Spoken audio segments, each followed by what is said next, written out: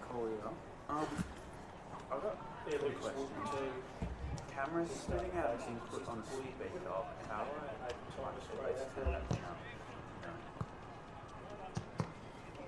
It's spitting out like the channels on a speaker. Yeah.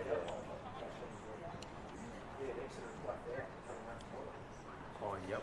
Turn that down. And also, this is dumb. What's the web page we've got to go to upload stuff again? Oh, that's it. Alright, cheers mate. That's all. Yeah, everything's fine. Awesome. Alrighty.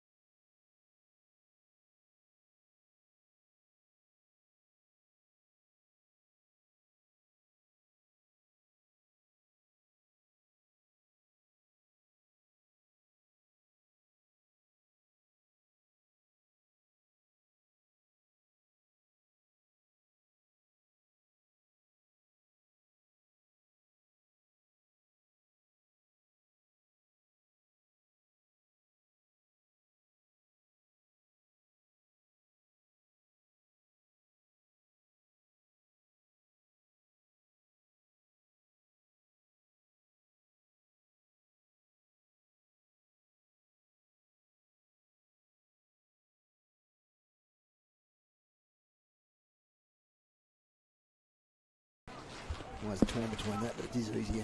So just go to there. One. Two. That's about the voice I'll speak at. Yep.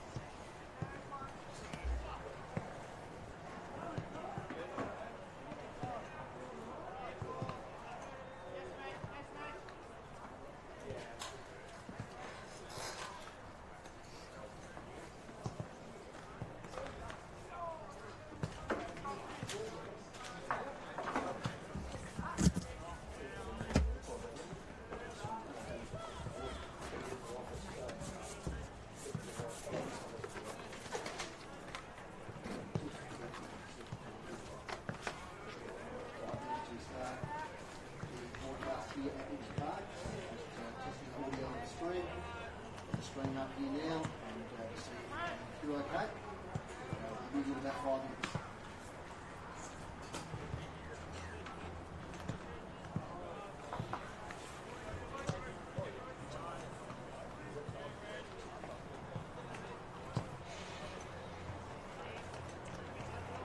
Protein. How are you, mate? Alright, how are you? Good, how are you travelling? Yeah, not bad. Yeah? Got November on Thursday. When did you have the operation? It's not coming through down out there all, mate. 2 weeks ago. Thursday. What'd they do? What did they do? Plate the screws. Did they? Yeah, right. Did they stay in or they come out? I think they stayed. Yeah. So I had to wait 11 days. Yeah, right. Post the injury? No, because they thought it would heal by itself. Oh, really? So I had to wait 11 days. Just in the video here. And it did. See if it's at the right level. Got the surgery and then I was in the cast for 2 weeks. Really? Listen, I'm going to put you here. See 4 weeks. Yeah, right. Are you? Yeah. Shane, mate, you're going well too, mate. Just testing 1, 2, 1, 2, Windsor Park, Windsor Park, testing 1, 2. What you do in the off season, mate, alright? Keep yourself good. I've been a good boy. Good boy. That's good. You're still looking fit, mate. It's good. Well done. I'll catch up with you later. Yeah.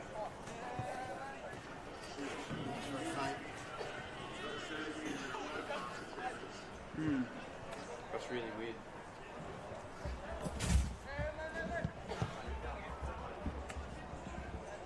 Have you got your effects right on? This one? Yeah. Yeah, I believe so. Can you turn it off a second, mate? Are you Nathan? Would you? Yeah. Do you want to just talk? Yeah. Do you want to hear me? Yeah. testing audio here once again, just to see how the feed's going through to the camera. It's a little bit soft before. Ash, I don't know if you're listening down the line there. I know you've got a lot of screens on, but it's a little bit soft at the moment. So I'll keep talking to see if we get some better sound coming through. Testing 1, 2, testing 1, 2. Maybe he turned it down on his end because it was coming through. Because we're live. Yeah. Or maybe he has.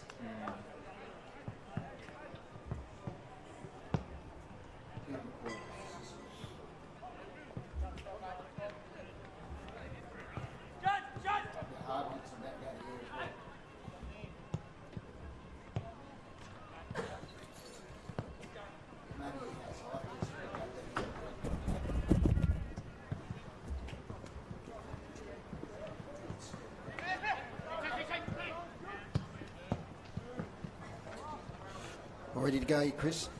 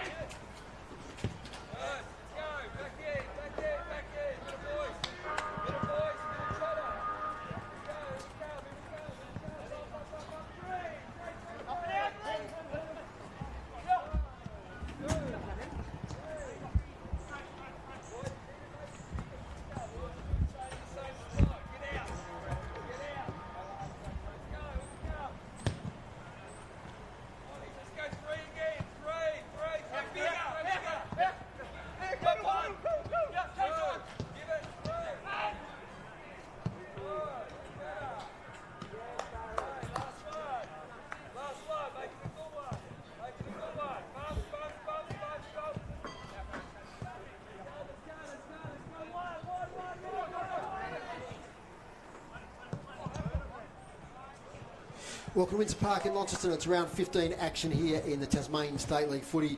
And it's the last time at State League level, on this iteration of it anyway, that we're going to see North Launceston and Launceston play against each other. And it's at Windsor Park, great old venue here at the Launceston Football Club.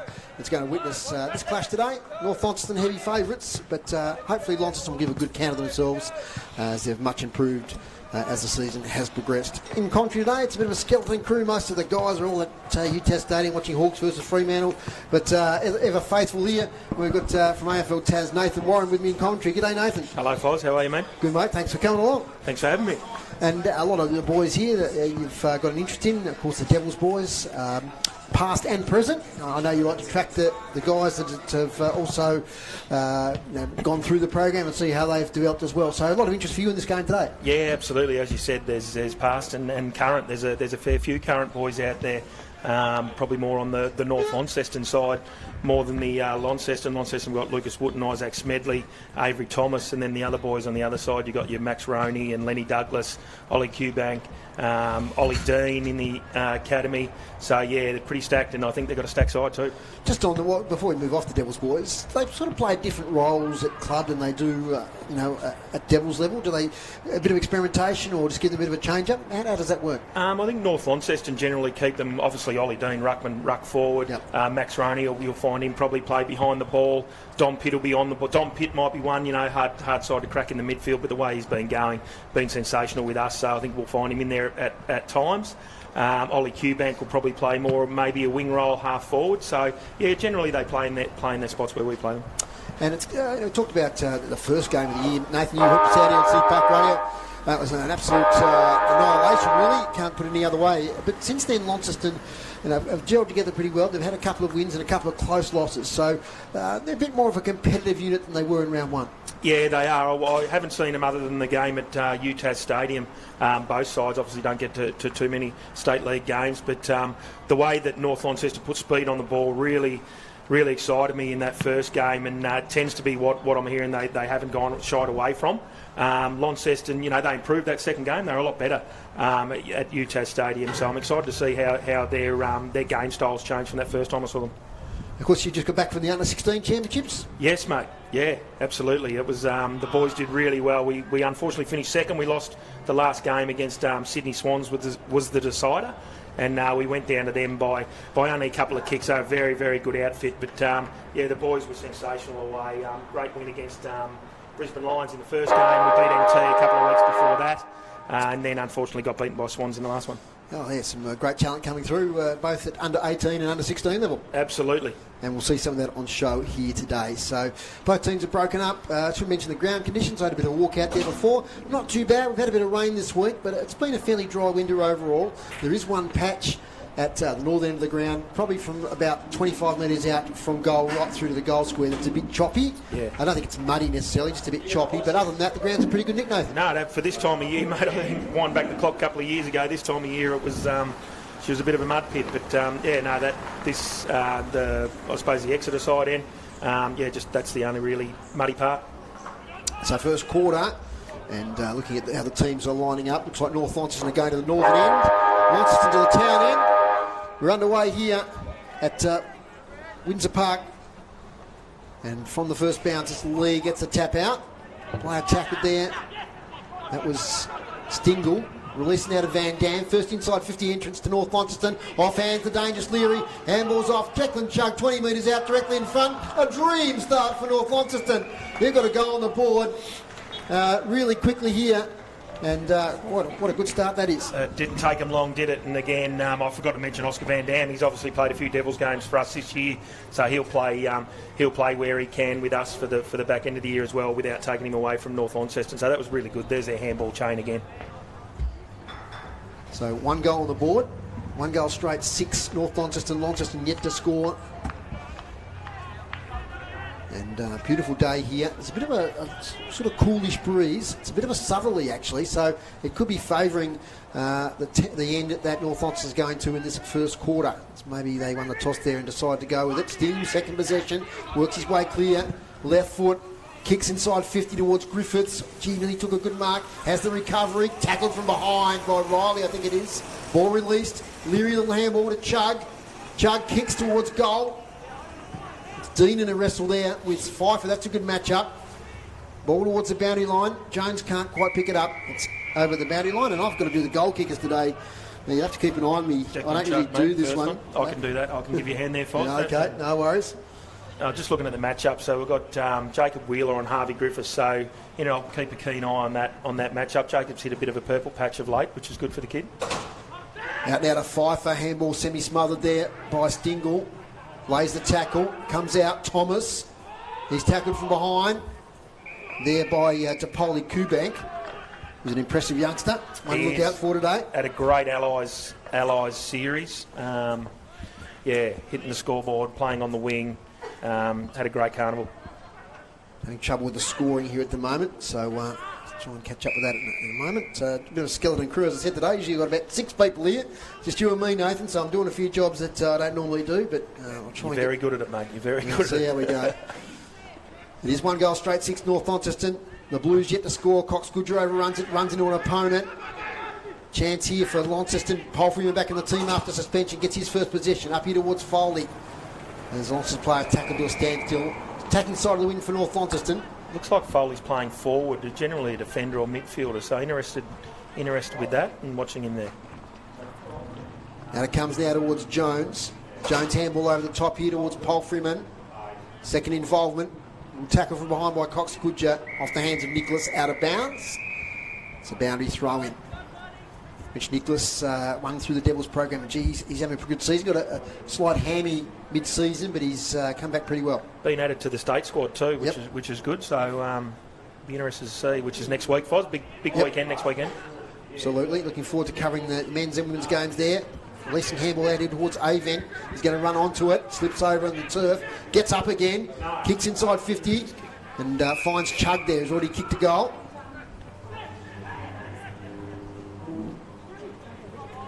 Finding it hard to pull up. Ollie Dean just had a lead out. He found it hard to pull up in that mud there. Thanks for filling in there, Nathan. I just managed to get the scoreboard going, so I'm happy now. We're away. Just had to do the old refresh. On and off, that's what you do with computers. Here we go now. Declan Chug gets some extra distance. Long kick, Declan Chug. That's an absolute beauty. And that's his second. And talked about the breeze sort of coming from the south, and that one really sailed on that little bit of a zephyr that's going towards that end. And that's a really good goal there from Declan Chug. He's got 2. He has. He's I'm not sure what are his goals this year, Foz. What have we got 18 goals to pride this game. So he's hitting the scoreboard. Yeah. So 2 first up. Great for Declan.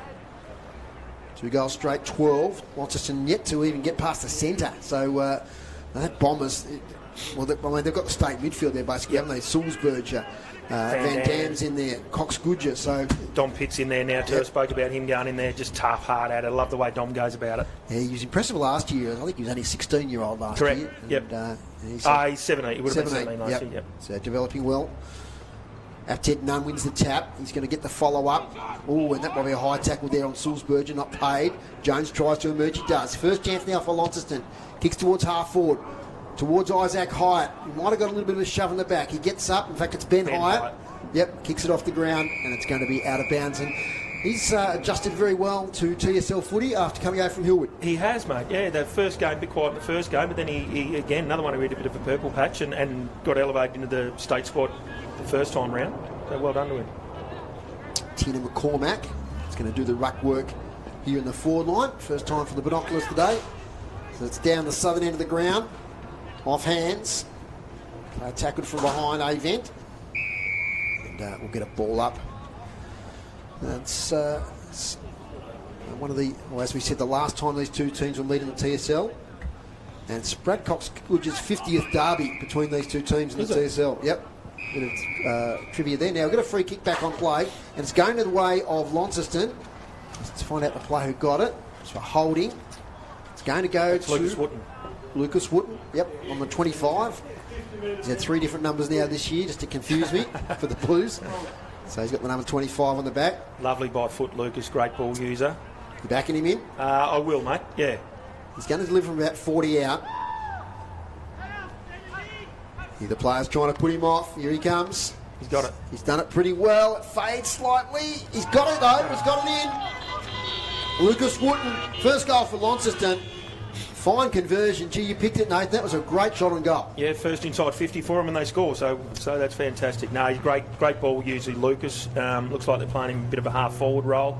I think the first time round they threw him in the midfield and he gave him actually a little bit of zip out there the first time round. Good Friday. So now his age profile, has he got 1 year left in the Devils? 17. Yeah, 17, he was all Australian. 16-year-old last year. So again, yeah, he's one of our very draftable. In his next 2 years. South Launceston Junior.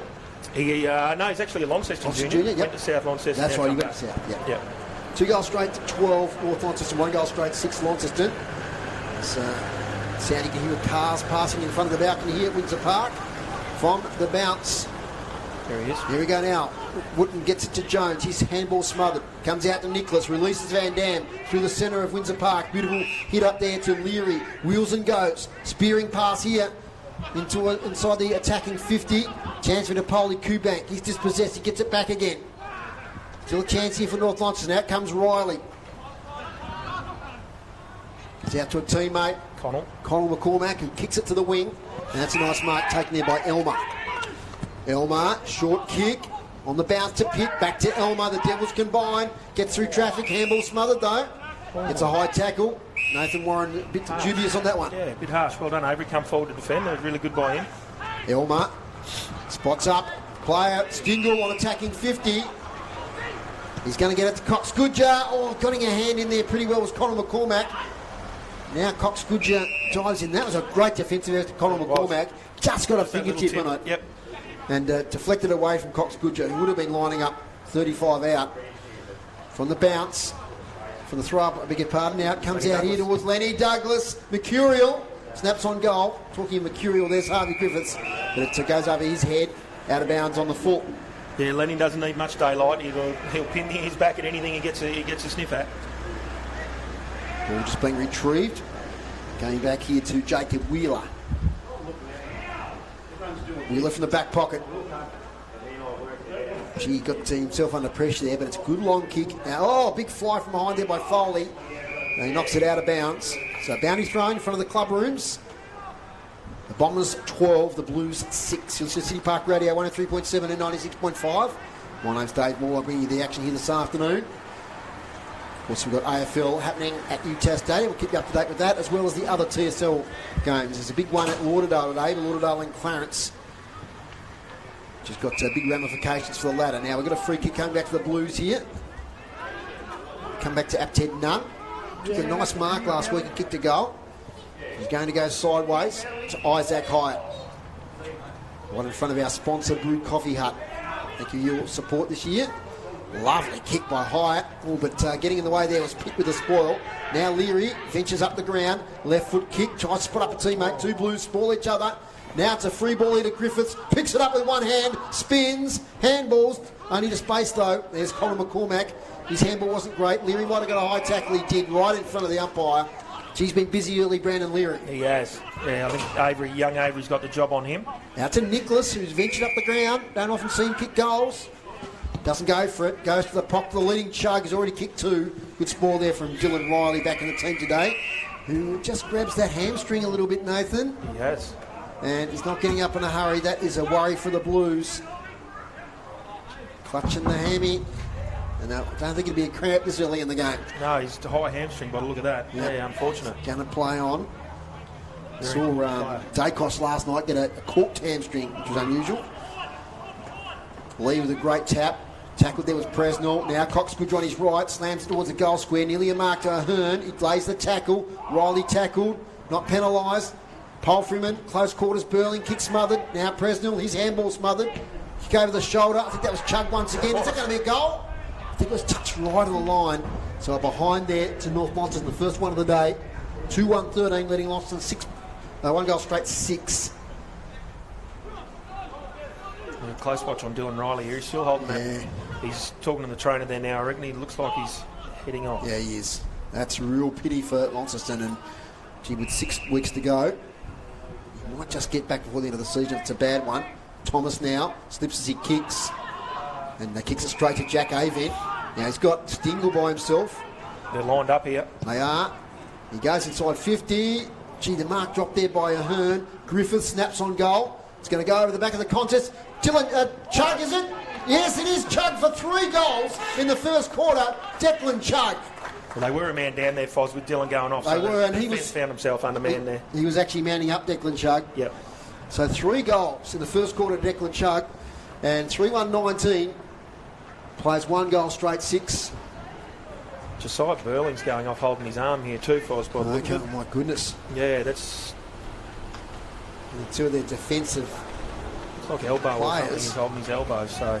2 players pivotal to their defensive efforts have gone off. The Rocky Baron comes on. Okay, so we'll keep an eye on those 2. 3-1-19, 1 goal straight 6. And the pity for the Blues there, they just steadied a little bit after North getting those really quick goals in the first quarter. First 5 minutes of the first quarter. So here we go now with Sulzberg on the left. Kicking towards attacking 50. Off hands. Then Shannon there. Couldn't take the mark. Now Presnell tackled from behind by Roney. And there'll be a ball up. 55 out from North Launceston's goal, who have a slight breeze in this first quarter. Up it goes. Lee. Lovely tap here towards Roney. He picks it up. Handballs now to Douglas. It's against the boundary line. Players push and shove. And it's gone out of bounds. So just get my glasses over there on those injured players. Burling just getting a bit of attention. It looks like elbow. Yeah, it does, doesn't it? Yeah. He's sitting down, so it's not a good sign. Also, Dylan Riley has gone into the change rooms with a trainer. Front position Lee. Clears Lee and McCormack. Presnell, handballs to a little bit of space on the wing. Now it's back here to Pitt from Sulzberger. Now Nicholas, who sets things up from half back. Turns it over on this occasion, though. Oh, no, Lenny Faulkner. They're stacked up behind the ball, North. 2 spares. Faulkner kicks it to the centre of the ground. Intercept mark by Bennett, who's taken many an intercept mark this year across that half-back line. Gets it now to Mitchell. Shorts it to Cox. Good job. 60 out. He loads up. No, he goes short. Spots up. Teammate in Douglas. Lenny Douglas comes out, takes the mark, and he will line up from 40 out, 45-degree angle. You're backing him in, Nathan.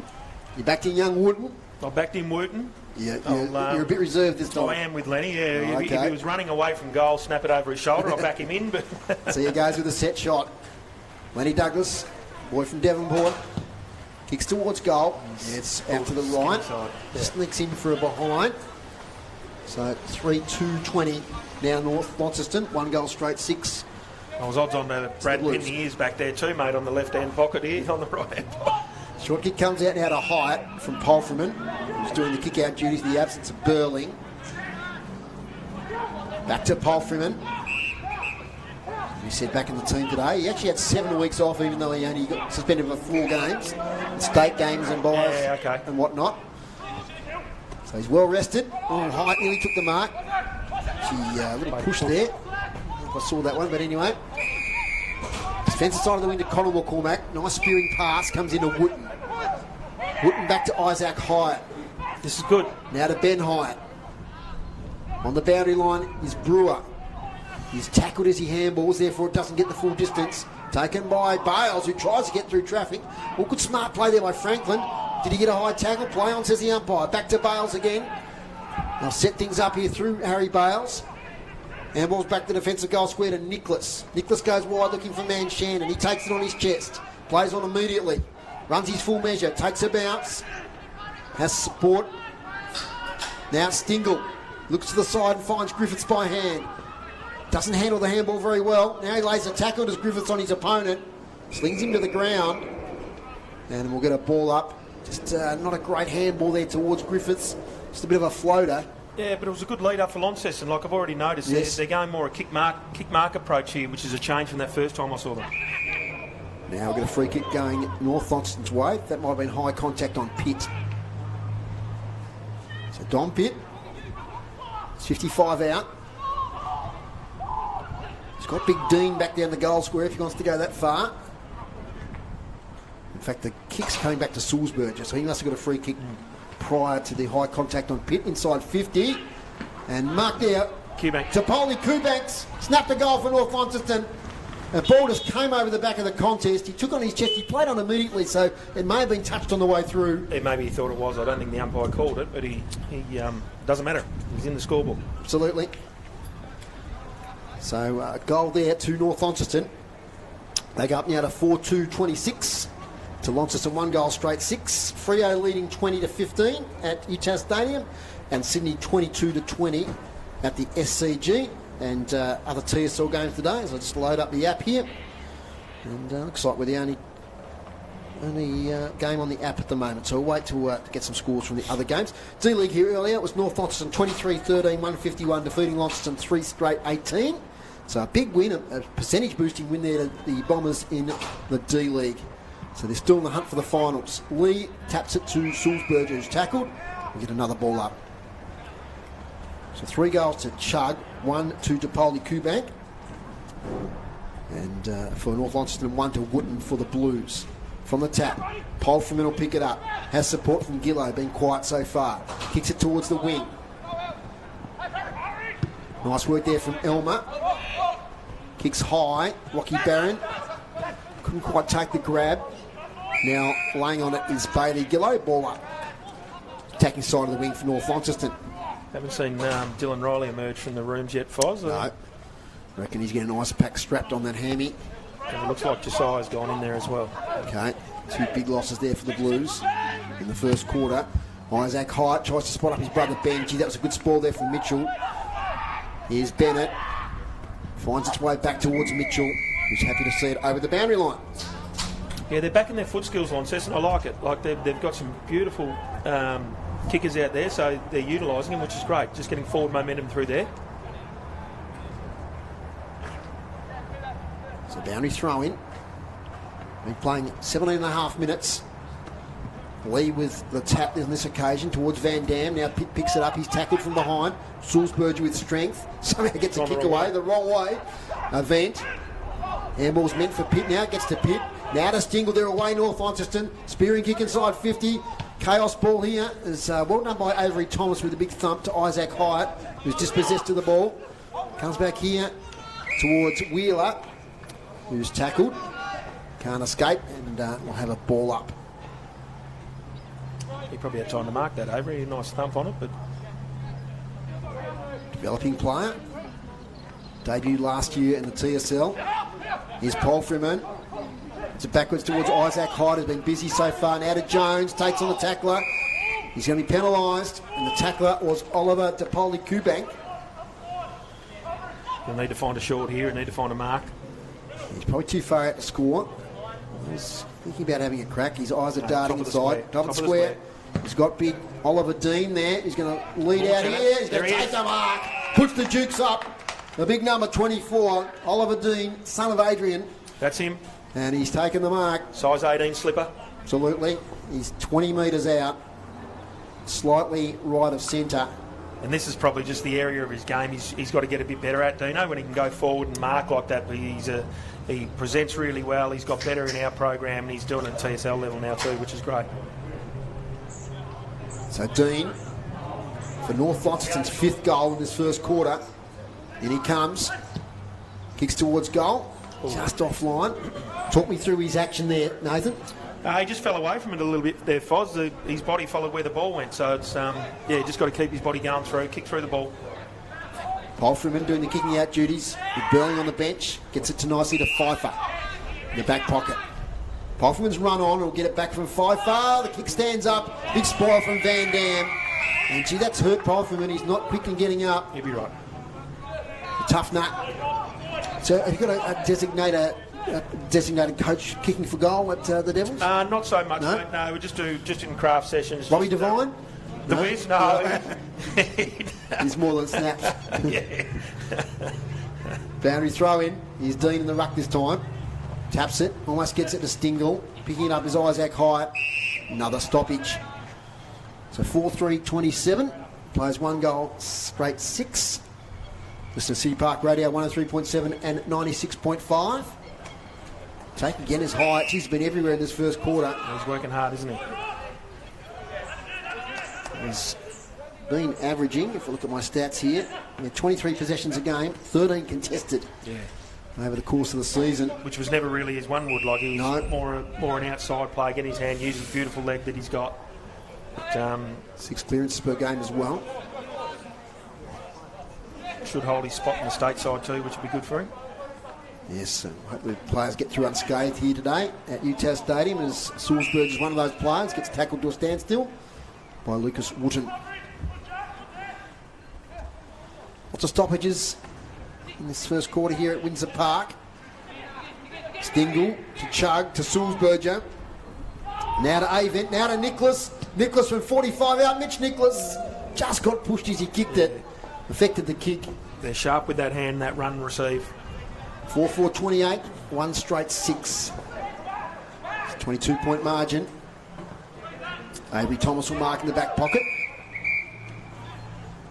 It was a bit of unfortunate for Avery last week. He was going to debut in his first Devils game, and the game couldn't go ahead. So Yes.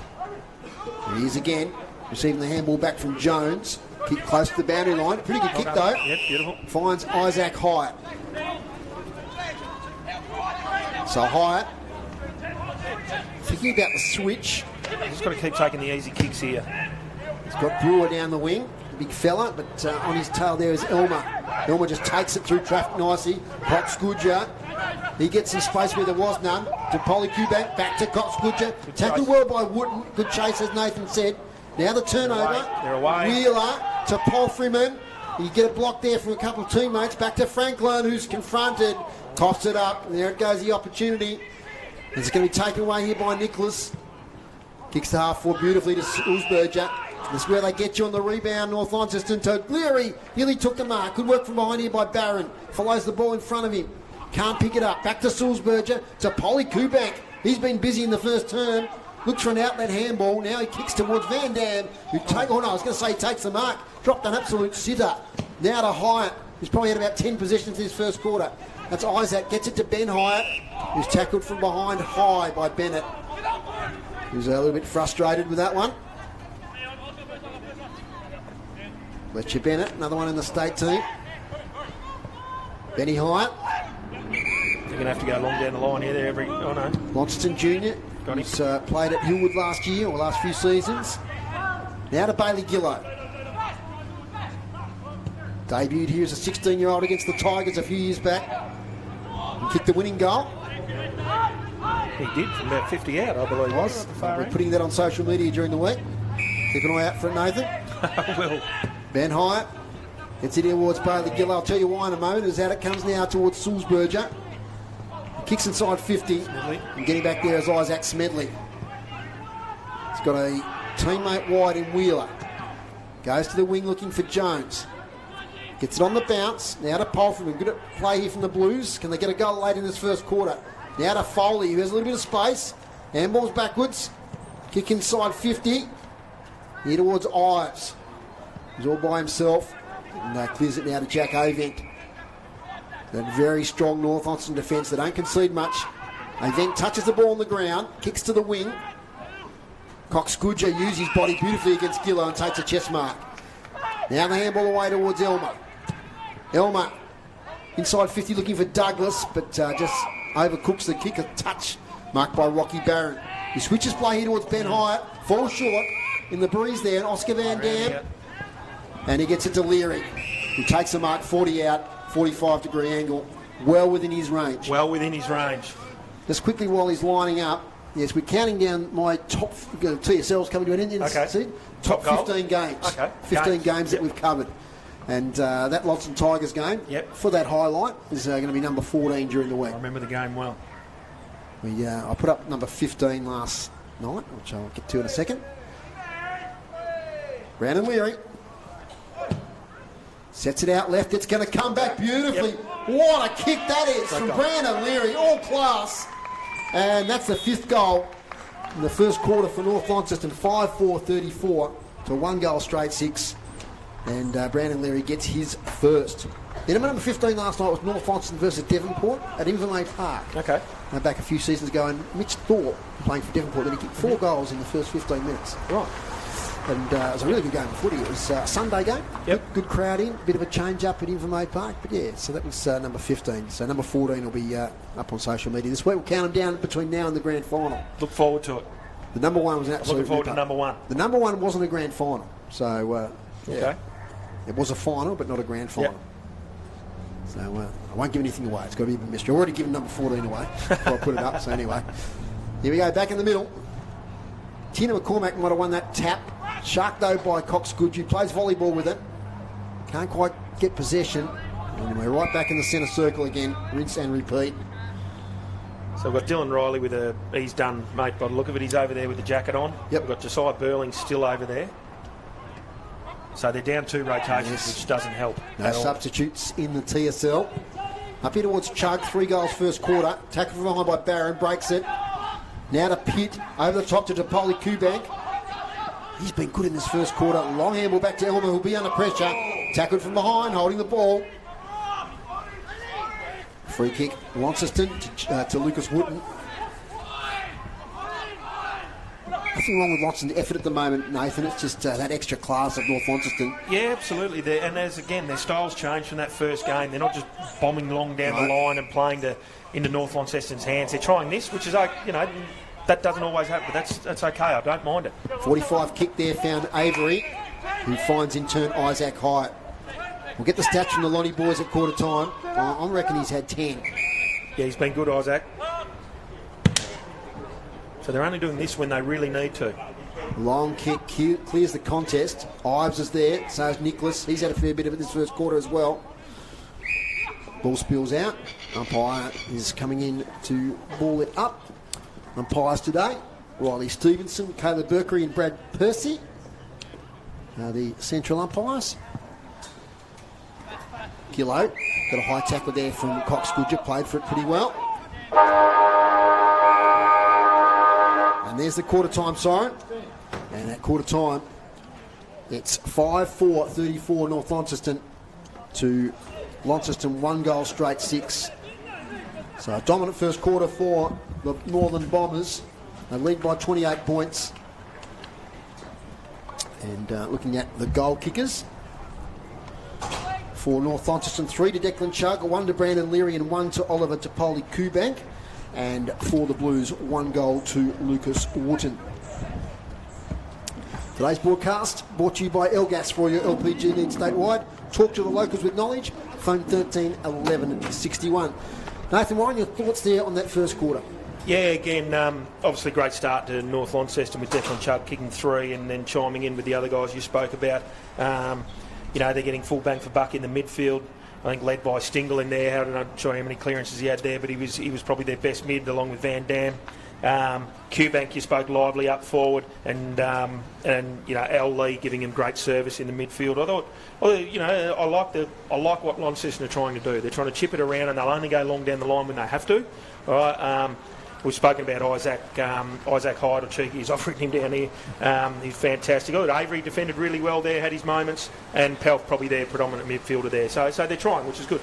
Talking about changing roles, looking at Oliver Topoli Kubank playing sort of a high half forward, crumbing forward sort of role, isn't he? And we've been enjoying that little bit of freedom. Yeah, is it a different role to his Devils role? Yeah, yes and no. He sort of plays midfield. Will play that high half forward role as well. Got speed, great user of the ball. We know what Lenny Douglas is like around goals, so the boys are pretty much playing in their natural positions, which is good to see. Absolutely. So quarter time here at UTES Stadium. Quarter time here at Windsor Park. It's North Launceston 5-4, 34, leading Launceston 1 goal straight 6. We'll take a break here on City Park Radio. When we come back, we'll look at some of the stats and set the scene for the second quarter.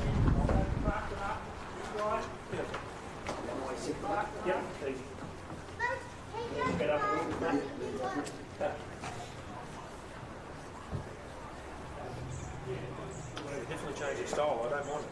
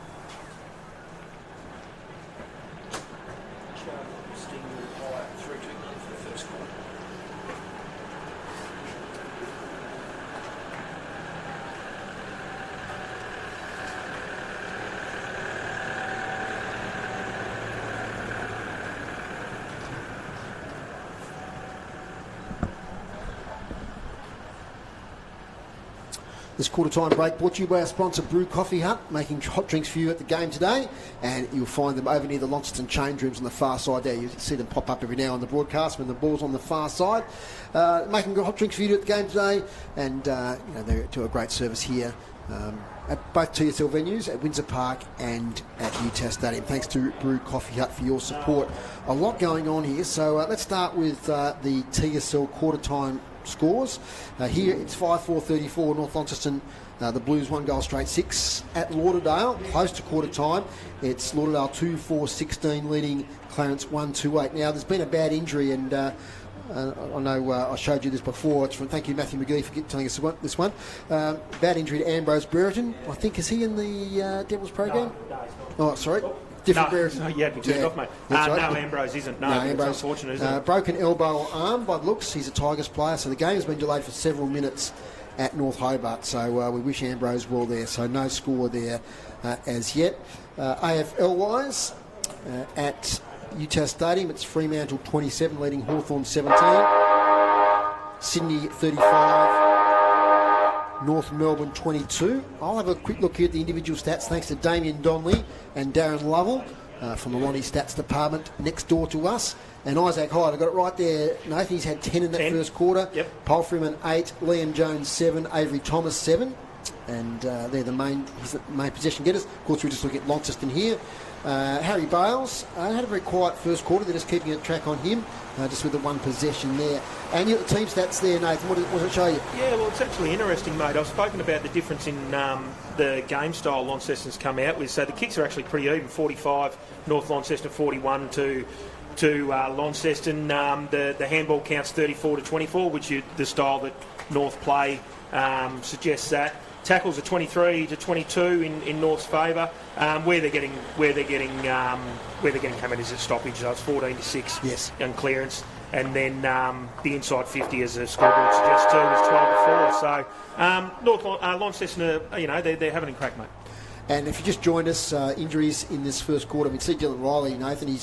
He's jogging across still, even though he's done his hammy, as you can sometimes do with a hammy. It doesn't stop you from doing a bit of a jog. Yeah. That might indicate it's not a real bad one. But no, he's grabbing it high, so generally those high-grade ones, high hamstrings are a bit worse than when they're a bit lower, but hopefully he'll be okay for the back end. And we believe Josiah Burling, in fact, he's back out on the ground. Yep. So that's good news for Launceston. So they're just the one man down. Second quarter action here at Windsor Park, and we're underway from the first bounce, and it's going to come out North Launceston's way towards Tapoli Kubank. We'll get a high tackle. So it's going to go the way here of Dom Pitt. So North Launceston kicking to the town end of Windsor Parks. Beautiful sunshine this afternoon, a little bit chilly. Southerly breeze has blown up, but good conditions. Inside 50, front position there with Dean. Tapoli Kubank gets a little handball away here towards Leary. Snaps on the left foot, Brandon Leary, and kicks a goal for North Launceston early in this second quarter. So Brandon Leary, he gets his second. And North Launceston going to 6-4-40. Launceston 1 goal straight 6. Just smart play there from Tapoli Kubank, Nathan. He thought about going himself there and pulling the trigger. Just set himself back a step, saw a better option, got it to Leary, who snapped it beautifully. Yeah, well thought through by Carb. I'm just looking at a bit of a change here. So we've got Avery Thomas playing forward now, so I'm just trying to pick up where the change is there for Launceston, what they've done. Sam Foley playing forward as well. So they've been able to do that, I think, because Burling back on the ground. They've got that tall defender back. Yeah, correct. From the centre, Van Dam with the kick. Finds Leary again. So he's gone to Leary. So Leary, spearing pass to a player all by himself in Douglas, who juggles it. Now it's touch play on. Has to turn and go. Kicks towards the pocket, fades away. Getting a hand in there was Tina McCormack. Oh, gee, they laid the tackle there in Declan Chugg. He got hit from all directions. Now I think it's going to be a ball up there as he slipped over, which initiated the contact. 3 goals first quarter, Declan Chugg. The leadership group at North Launceston this year. McCormack hits it straight. Cox good, Joe. Says Nathan Warren. Is it going to bounce through? It doesn't. It's across the face, still in play. Chance here for Rocky Barron. His handball back to Burling. He has to spin out of trouble. Oh, gee, they're in all sorts now. Rocky Barron again. Umpire says no prior. They got themselves under pressure. Yeah, just need to try and get that across them. Just reset. Kick in. Rocky Barron last week, he went back and did okay against Glenorchy. Chance here to Tapoli Kubank. He got Jackie. I reckon he had prior there, and that's what the umpire says. You're all over it. Yeah, he just danced around a little bit too long. Got caught. Free kick. Now it's a releasing kick from Barron to Wheeler. Deep in defence. So Lonnie, probably a little breeze behind them in this second quarter. Foley front position, off the hands though of Dean. Get his arms free was Hyatt, Isaac. 10 possessions first quarter. And going to get another stoppage here. So this is what Launceston want to do, not let the Bombers get that free-flowing game going. Yeah, absolutely. Make sure they don't escape from stoppage, which they're very good at. Here they are. Like that. Stingle on the left foot. Got him. Pass to Tapoli Kubank, who's one of the best on the ground at the moment. He'll lower his eyes here. He kicks from 50. No, he's found a target in the pocket. Almost taking the mark there was Chug once again. He's surrounded. Pfeiffer. Back to Barron. Oh, Barron runs straight into the brick wall called Harvey Griffiths. He throws him to the ground. And now we'll get a ball up. He's an improved footballer, Harvey Griffiths. He certainly is. Certainly is. Longford boy originally, came across to Launceston, played a bit of development league here, and then migrated across to North, and it's been great for him. 40 goals this year. It's cleared out of defence by the Blues. Off the chest there of Foley. Now to Roney, who kicks to that pocket once again. And that's where the Breeze are going to take it to that end of the ground. It's close to the boundary line and over. The weather in the storm here, Launceston. Max Roney probably had a bit more time than he thought then. He thought there was pressure from behind, but he could have run on a bit further. It's a good long kick, Max Roney. Part of the St Pat's Premiership team. Yep. Captain of the Premiership team. His father, Nick, was the coach, of course, defeating Guildford Young College a few weeks back. So we're about to get another stoppage. So we're about 35 out from North Launceston's goal. They've kicked the only goal this quarter. Been playing 4.5 minutes. Now it's thumped away from the stoppage. Chance for players to run onto it. Modding a push in the back it was. And I reckon that's Dom Pitt, who's at the bottom of everything at the moment. He's got himself the free kick. Not too far out to score. Very crowded, forward 50, Nathan. It is. He's going to a longer option. Chance here, front position, Chug. Gee, he nearly took it. The dangerous Douglas, can he get free? Gets chicken winged, might be penalised.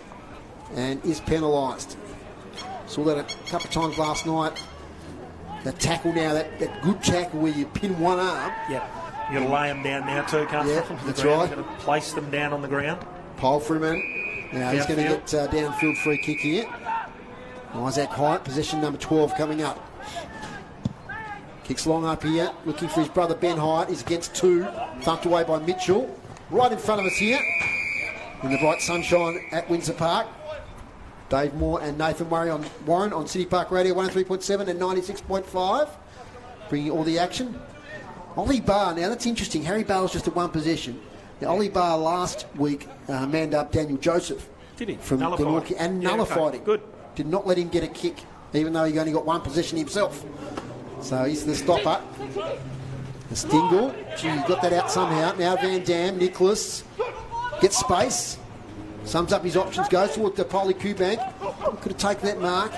Off hands. Stingle weaves free. Cox Goodger cruises by. Over the top to Dean. Now to Van Dam. Now to Leary. Champagne footy. Here we go. A bounce Brandon Leary for his second for the quarter. It's not going to come back enough. One behind. They certainly look good when they do, though, mate. They link up, chain the handball. Fantastic. 6-5-41 to 1 goal straight 6. Margin now out to 35 points. Pfeiffer, lovely kick out there towards Barron. Rocky Barron. Come across from Longford this year. Short now to Jones. Inside defensive 50 still. Nice spot up to Palfreyman. He's been pretty good back in the side today. Now to Gillow, who's at half-back. He goes wider to Wheeler. Has to get on the second bounce. Shrugs at tackle, does okay. There's Jacob Wheeler, sorry. And he gets a lovely kick up here towards Ben Hyatt.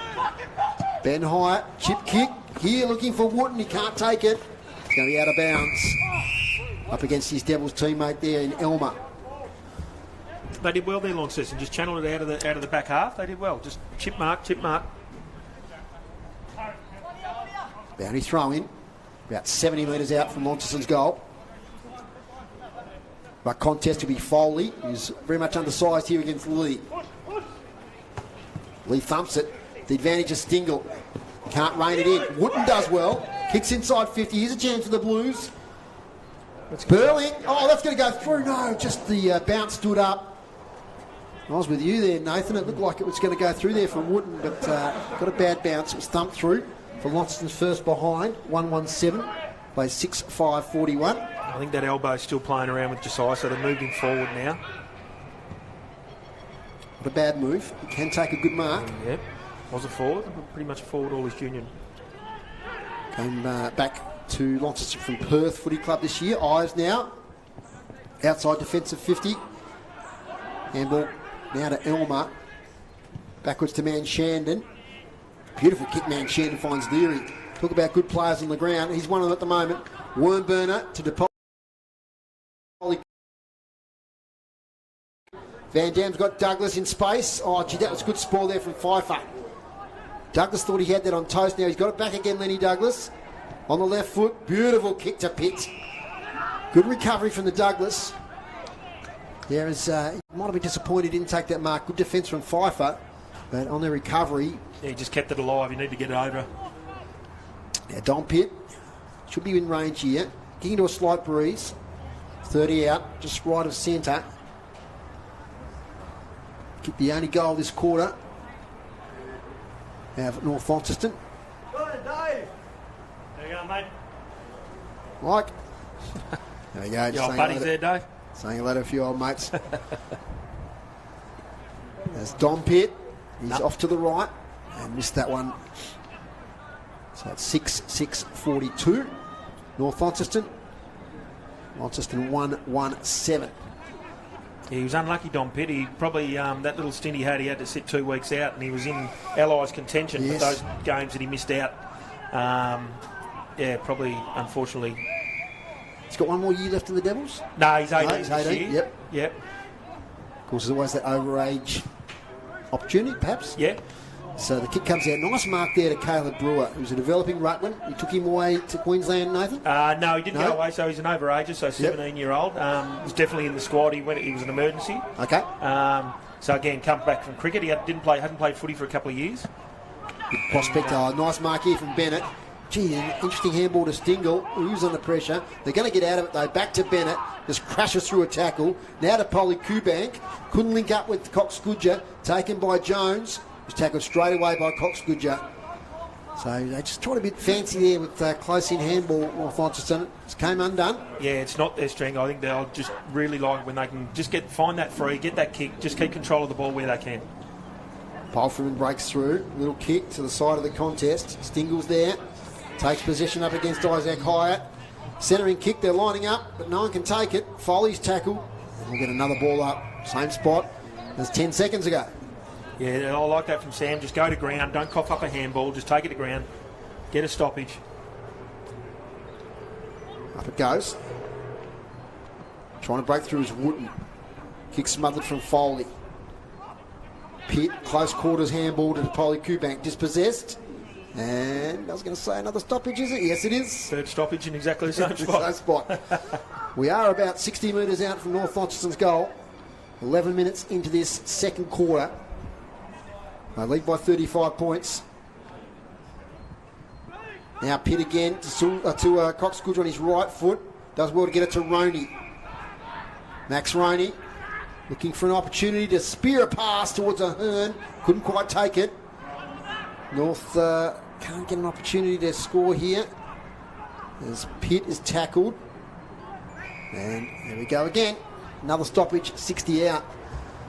5 metres away from the last one. So they're setting up pretty well, Launceston. We know they can play a really defensive type of game. They beat Lauderdale at Lauderdale this year just by being ultra defensive and then taking their opportunities when they arose. In the ruck again, we've got Foley and Lee. Players dive on top. Breaking free is Pitt. Little kick forward. Chance here. Chug. Kick three. Now Manchandon. Can't break free. Good tackle, Barron. Griffiths snaps. Griffiths misses to the near side. 6-7-43 to 1-1-7.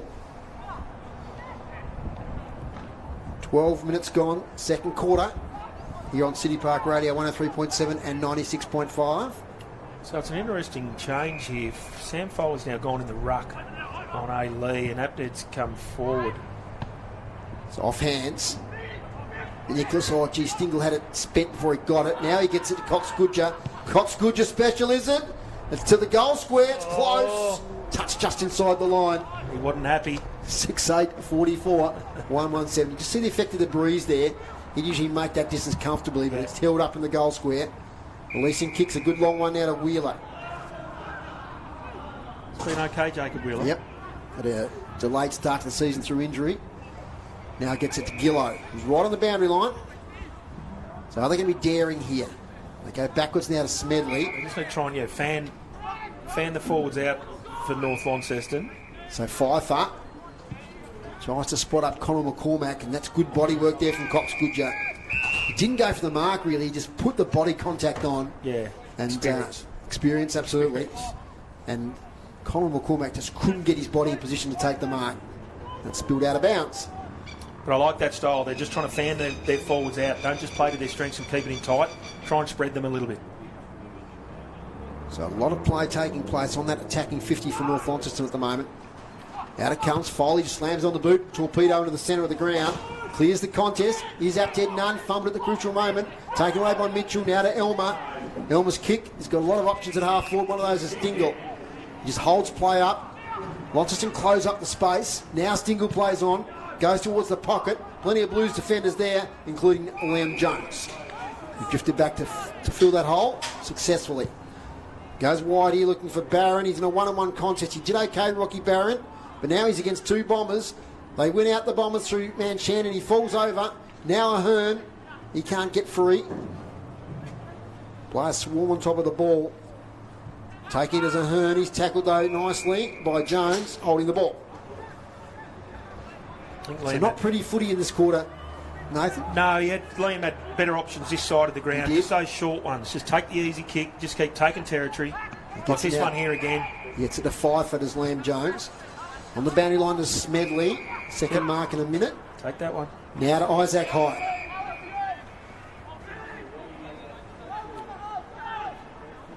So North Launceston set up pretty well down the line here.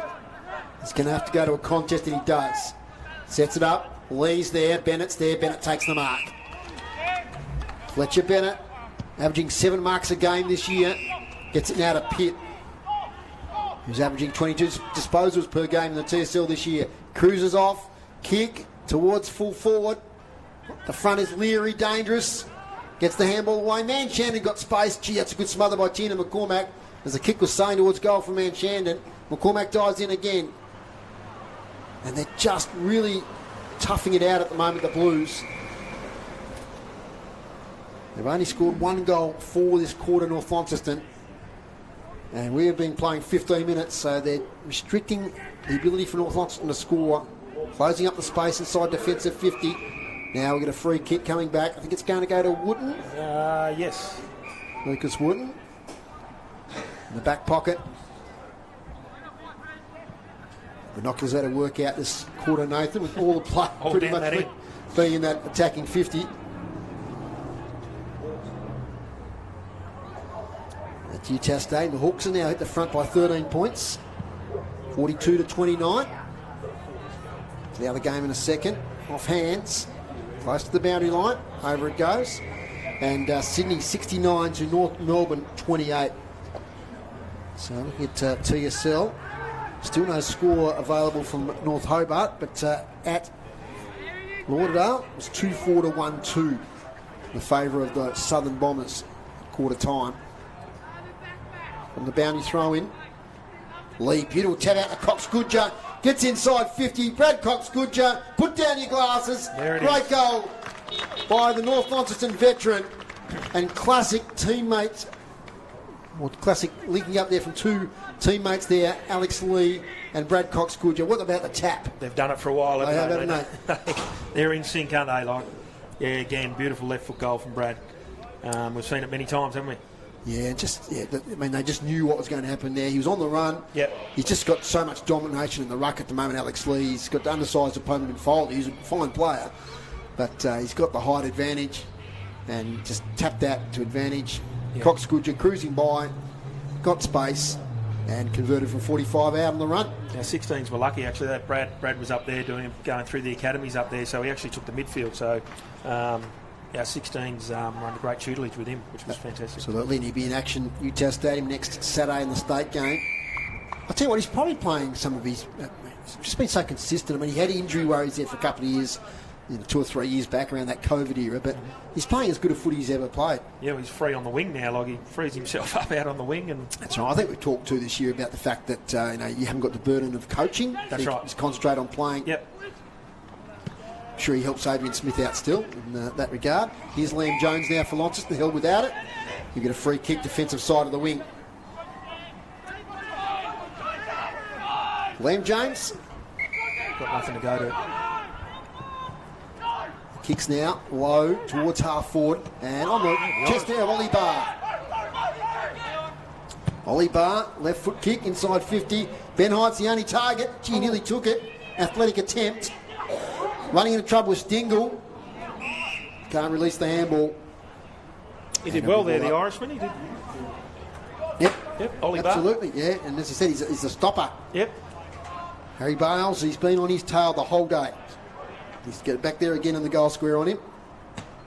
Lee with a big thump. Here's Connor McCormack. He's tackled by Sulzberger. No prior. It's only about their second inside 50 this quarter, I reckon, for the Blues.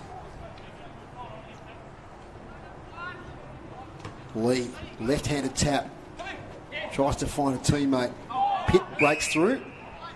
Can't escape. Another ball up. Gee, we've had some stoppages in this quarter, no doubt about it. It's a tough old game. Lee snacks it straight to Isaac Hyatt. Oh, Rocky Barron, he just took his eye off the ball and dropped it. He was away on goal nearly. It's going to be out of bounds.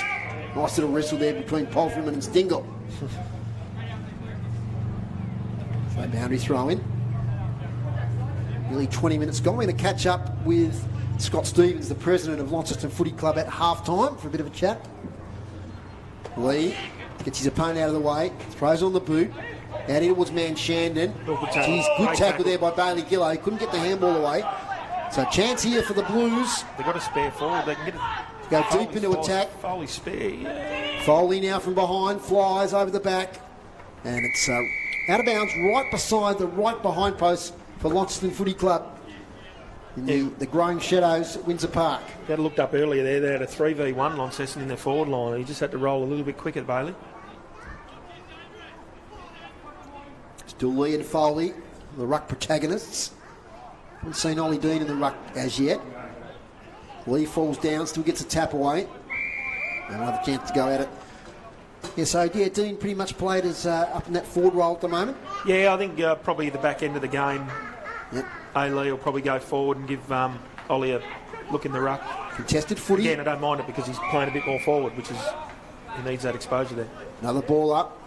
Sam Foley gets up a little bit gingerly. So the ball is right at the top of the goal square for Launceston. There's about 15 players around the contest though. Hard to fashion something here. Now it's out of bounds. So quarter time. The Bombers led by 28 points. Increased that lead to 43. 2 goals in this quarter. From the boundary throw in. Lee thumps it straight to Connor McCormack. He'll snap for goal. It's going to fall short. Right in the lap though of the defence back there at Mitchell. Mitchell goes wider. Out here looking for Oscar Van Dam. Can he get on the bounce? He can. Gets away from Faulkner. Handballs back to Roney. Back to Van Dam. On the left, squares it up to Stingle. So this is where they rebound pretty well from half-back. We're going to get 50 here as Presnell has moved on the mark. So Stingle will march to the centre of Windsor Park. Plays on now. Oh, gee, he's got Dom Pitt with a lot of space here at half-forward. No play within the 10-metre radius. Now he shorts it up. He's going to get to the bounce here. Ahern snaps towards goal. Bouncing. Away for a behind. So 7-9-51. Plays 1-1-7. Been playing 22 minutes in this quarter, so it won't be a long quarter. Because only had the 2 goals so far. The second stanza of play. From the kick out, Bailey Gillow leads out and takes the mark. He's got a few options. One of those is Isaac Hyatt. Nice kick from Gillow, finds Hyatt. Shields his eyes from the sun. Leading up is Wooten. He takes the mark, defensive side of the wing. Wooten nicely out of Wheeler. So good possession footy here from the Blues. So Ben Hyatt's further on. He's going to fly for the mark in front. Takes it on his chest. 2 kicks out from goal. Here now looking for Jones. Does okay. Gets a hand to it against Avent. But it's out of bounds once again behind that, beside that right behind post for Launceston. 23 minutes gone. So deep in this second quarter.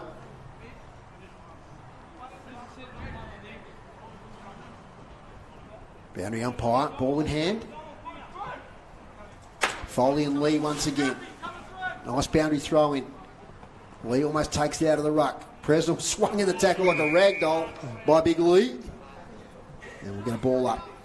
Right beside the muddy patch, 25 metres out from the Blues goal.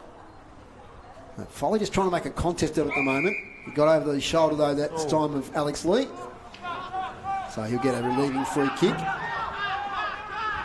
Big fella kicks it nicely to Lee. He's got runners. Here they go. One of those there is Dingle. Sulzberger now. Over the top to Ahern. Pitt's running on. Sulzberger gets it back. They're running in waves, the Bombers.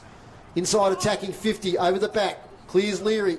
Leary up against Avery Thomas. Leary with pace. Somehow gets in front of the contest, but falls over and knocks it through for a behind. 7-10-52. 1-1-7. It's just a thing of beauty, isn't it, the way they move that ball. Free kick from Lee. Yep. Possession footy. And they just run in waves, they back each other through. They've always got that runner coming through. Gillow. Nice long kicky, looking for Tina McCormack. Dean flew nicely. Now releasing handball to Conor McCormack as Mitch Nicholas on his tail. Just gets the kick away in time. I reckon that's just marked inside. Nathan Warren called it. 50-50. Max Rainey not happy. Inside. But, Mark's paid. Over the top here towards Wooten. Right in front of us here. Woots is the call. And he gives it back to Ben Hyatt, who plays on 70 out. Kicks it to the goal square. Sam Foley's up there. Knocked away from him by Bennett. Back here towards Foley. Trying to pick it up there was Faulkner. He's bundled out of the way. Still in play. Chance again for Faulkner. Tries to wrestle free. And they lay on him. Ball up. 25 minutes gone. We haven't had to look through those binoculars much this back half of this quarter, mate. It's been down this end a bit. They've had some good inside 50s. Yes, they have. And Launceston. the Bombers just kicked the 2 goals this quarter. So stem the bleeding. Can they get a late one as Max Roney's tackled to a standstill? Quick look at the AFL here before we get to half time. And the Freo have kicked a goal, so they're now by 7 points. Taken out by Van Dam. Long outside defensive 50. Nice mark on his chest by Tina McCormack. Plays on here, looking for Jones. He's up ends 2, but he takes the mark to Liam Jones. Strong overhead mark. Sandwich between 2 Bombers. Siren is imminent. Oh, there it is. I'll back him in. Let's see. He might be able to play on. He'll have to kick from over the mark. Man of the mark, Max Roney, is about 40 out. So this would be big for the Blues, just to give them a bit of belief coming into half-time. Liam Jones kicking to the southern end. And he's kicked it, Liam Jones. It's a goal to Launceston. Beautiful shot on goal there from Jones. Never looked like missing. And that's the second goal there for Launceston. They're up to 2-1-13 to North Launceston 7-10-52 at half-time. So in that quarter, the Blues kicked 1-1 against North Launceston's 2-6. So an inaccurate Bombers there in that second quarter.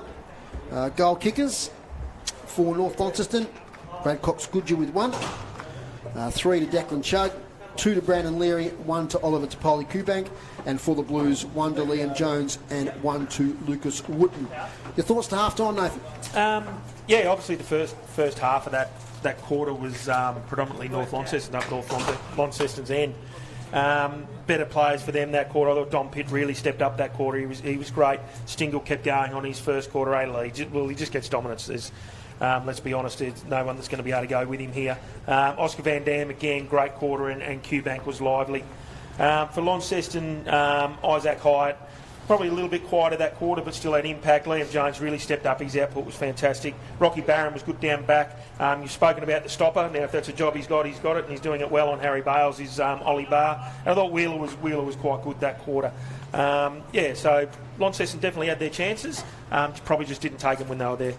Let's look around the grounds in the TSL and so you get the app here.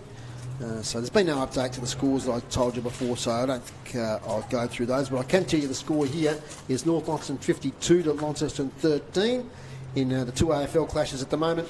And it's Hawks 42 leading Fremantle 35. That's half-time.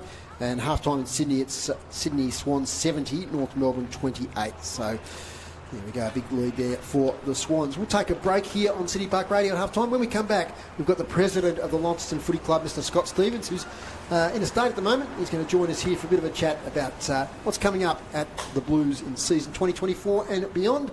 Back in just a moment.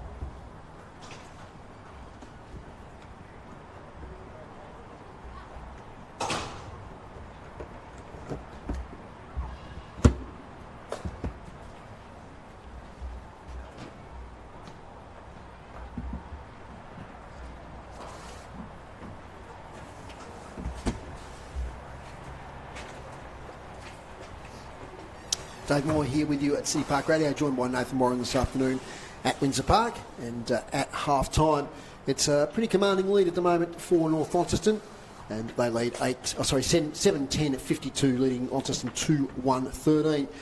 Great pleasure to have on City Park Radio this afternoon. He joined us earlier in the season, and it's the president of the Launceston Football Club, Mr. Scott Stevens, who I think is in a state at the moment, and I suppose he's tuning in to us here on City Park Radio, hopefully, or watching the stream and seeing how his Blues are going. Good afternoon, Scott. Good, mate. Have you been keeping track of the game?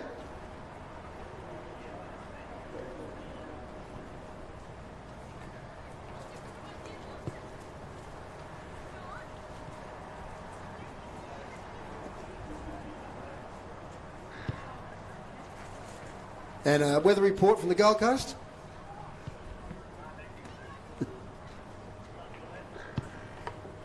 Beautiful. And who are the teams you're watching today up there?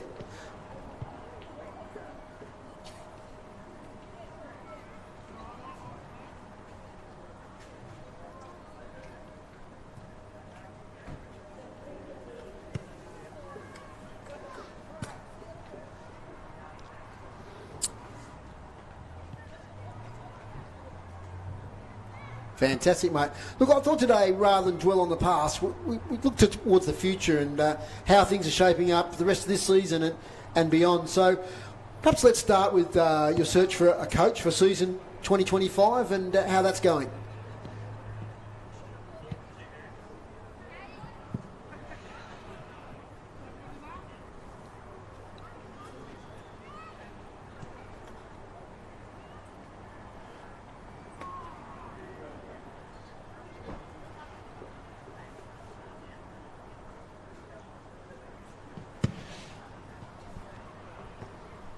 Are you looking for someone to continue the good work of Mitch? And as you can see, the work he's doing now with our, that next young brigade coming through. So, it's a developing team. There's no doubt about that. So they'll need to have a developmental mindset, as well as trying to build and recruit and get the team up and running as quickly as we can. And, mate, looking forward towards next season. Of course, in the last few seasons, some of the Launceston players that were part of those premiership years have gone to other clubs. Are you looking at trying to get some of those players back to the Lonnie Footy Club? Some of the players, the big names that you've had in recent seasons? Yeah, look, obviously there's no doubt there's plenty of Launceston players playing in the NTFA competition as it sits right now. The doors are always open at Windsor Park. We'd always love to have them back, as long as they're there for the right reasons. They're more than welcome. So we'll be having those conversations without doubt over the next month to see if they'd like to come back and continue their career at Windsor Park. Sometimes you see that when players do move on, and obviously this is a bit of a unique situation where they could potentially be playing against Launceston and they might not want to do that. So, like I said, the door's always open and we'd love to have them back. And how often are you meeting at the moment with AFL Tasmania and the NTFA about next year and how it's going to be structured up and all the details around the Northern Premier League? Yeah, look, we had our first, I suppose, proper catch-up on Thursday night at UTAS. So that was with the 6 CSL club presidents and AFL Tas presidents, as well as the NTFA. So that was the first, I suppose, real catch-up since the affiliation from us and North Launceston was accepted and the suspension was dropped. So that was a really positive catch-up. It was a good round-table discussion. We threw plenty on the table. We talked about what the NTFA clubs have got to do to raise the standard. We were talking about really positive things to try and get your Deloraines and Scottsdales up to speed and giving them concessions and stuff. So the plan going forward is to meet quite regularly. Our next scheduled one will be for late in the month. And then we can start to push forward and work on the stuff within our own four walls, but we'll still be meeting very regularly. What do you see as a couple of the challenges that really need to be met, or attempted to be met anyway, before the start of next year?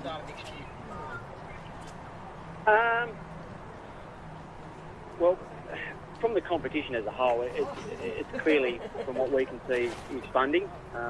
Yep. In order to provide that opportunity for our kids, to develop them, to get them ready for that next level, we need more adequate funding or resources. And your junior club at the moment, NTJFA level, how's it all going there with the number of players and success and that sort of thing? Yeah, the Lonnie Junior Footy Club's going pretty well. We're certainly looking at putting some plans in place to boost our numbers over the next couple of years. We'd like to grow that space of the footy club. There's no doubt about that.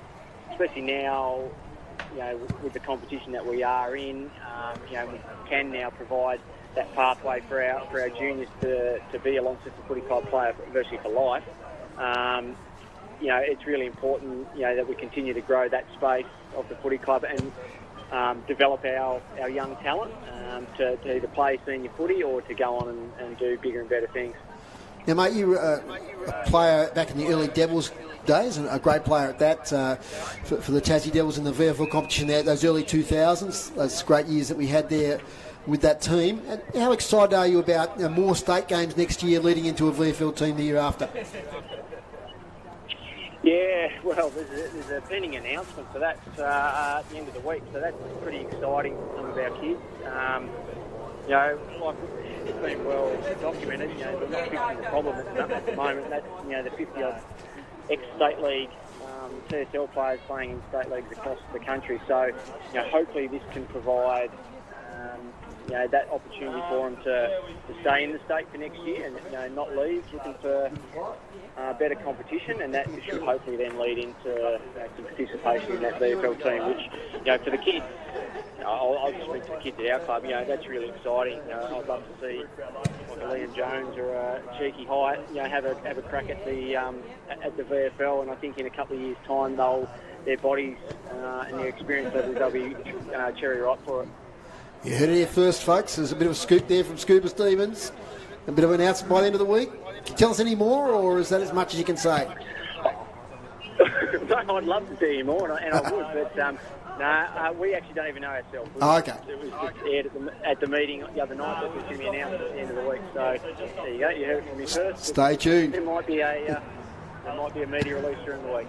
Is there a bit of relief, before you go, mate? Is there a bit of relief now that the decision's been made and we're sort of moving on towards next year and maybe not looking back? Is there a little bit of a relief in that now? Oh, absolutely, yeah. I mean, we fought the fight as long as we could. Yep. But at the end of the day, we probably knew what was going to happen. So, now that it's actually done and dusted and signed off, we've just got to make the best of what we possibly can, within our four walls at the footy club. But also, we've got to support the competition in the league and the other clubs to get better as well. So we can provide that, good, strong competition with a good supporter base, to Launceston. And what are your goals through this last 6 weeks of the season coming up after this game? What are your goals on and off field in this last part of the season? Yeah, look, it's a really important back end of the year for our boys. A lot of them are either first-year players or, come through halfway into last season. So it's all about, exposing them, giving them opportunity, plenty of game time, playing on, some super players, no different to the challenges that Mitch has given the boys today, playing against, some of the North better players. They had 11 players in the state team, so I'm sure he's given our, young guys prominent roles. And that's all about the education and exposing them to what's required to get to that next level. And then off-field, next year's our 150th anniversary, so we've got some big things happening around the club. We've got a committee up and running to start the ball rolling with what we want to get out of next year's our 150th reunion year. So it's going to be an exciting time to be at Windsor Park next year, and we're really looking forward to it. Well, fantastic, mate. And the club is in good hands with you as President. Congratulations on what you've done so far, and all the best for the future. We'll let you get back to enjoy that Gold Coast sunshine. Thanks, guys. Enjoy the call. No worries. That's Scotty Stevens there, the president of the Launceston Footy Club, speaking to us from the sunny Gold Coast this afternoon. Just repeating the halftime score here before we go for another break. It's North Launceston 7-10-52, leading the Blues 2-1-13.